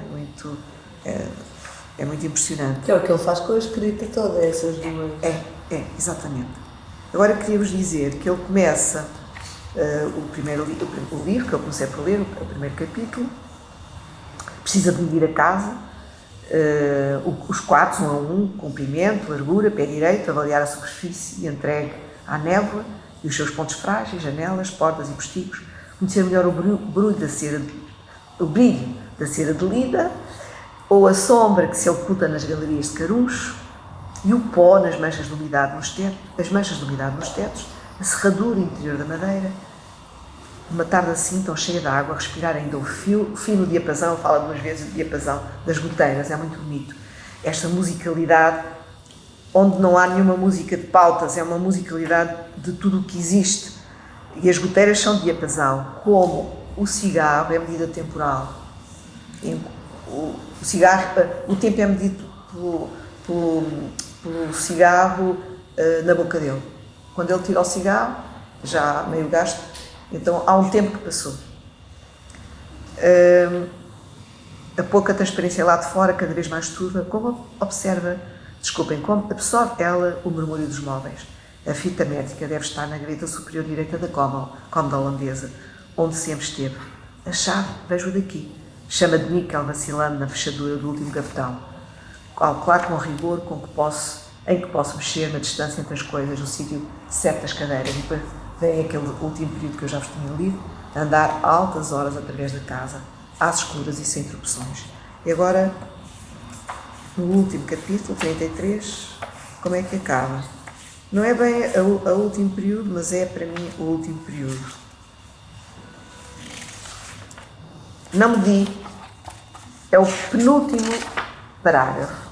Não me di ainda as superfícies frágeis, portas, postigos e janelas, em contacto com o exterior, nem o pé direito da sala, as verdadeiras linhas de resistência. E exagerei com certeza a importância da deambulação noturna pela casa e o poder dual contra as ameaças lá de fora. A deambulação noturna pela casa é o ato poético e da memória, a relação com a infância e como a memória vem ter com ele. Ele escreve de noite. Não é só a névoa, a lama das gisanas começa também a entrar. Alicerces velhos, os mesmos do início, que ninguém reforçou. Pelo menos a palavra não está no projeto de reforçar estes alicerces. Mudaram imperceptivelmente décadas e décadas de escuridão. Metamorfoses invisíveis, talvez as mais importantes. E depois o último parágrafo.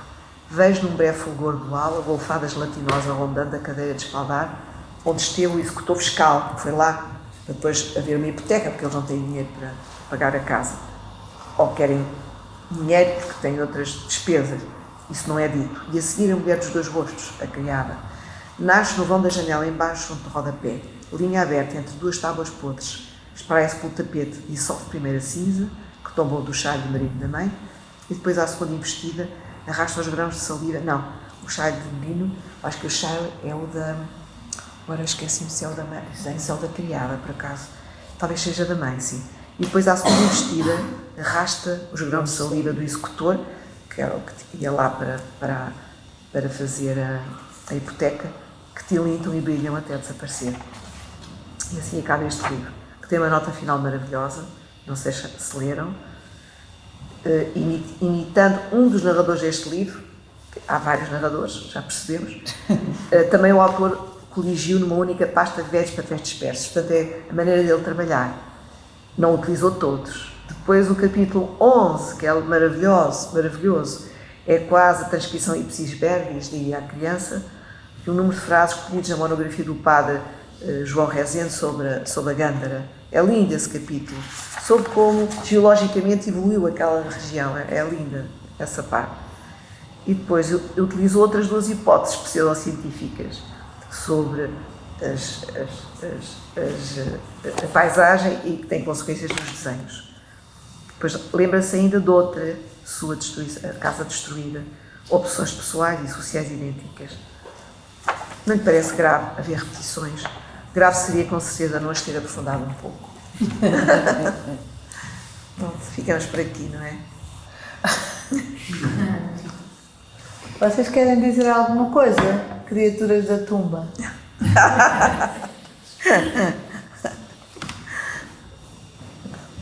Ninguém é da tumba. Nós é que sentimos isso, sentimos uma grande infelicidade. Apenas obrigada, muito obrigada. Obrigada. Obrigada por estarem aí, que é tão difícil estar, e para mim é dificílimo. Fica para a próxima. Fica para a próxima. Tem que ir aí. Aqui está-se bem. Obrigada. Obrigada por terem a paciência de olhar pelo ecrã. Muito obrigada, foi um prazer. Obrigada. Muito grande. Obrigada. Dá logo para perceber que o pouco que conseguimos ler não. Não é nada. Tenho que ler muitas vezes. Pois sim. Mas agora também não vão passar a vida a ler, mas eu sou muito obcecada a ler. Não paro. É como estar a ser jogadora. Ou estar a, não sei. A dançar. Para mim seria dançar. Ou a dançar. Claro. Jogador não sei jogar. Claro. Também não sei, mas eu só ouvo dizer, não é? Também não sei jogar paciências. Pequenas paciências comigo própria. É os únicos jogos que sei. Eu gosto muito de inventar jogos, mas depois fico sempre a meio. Pois é. Muito obrigada. Obrigada, gente. Sim.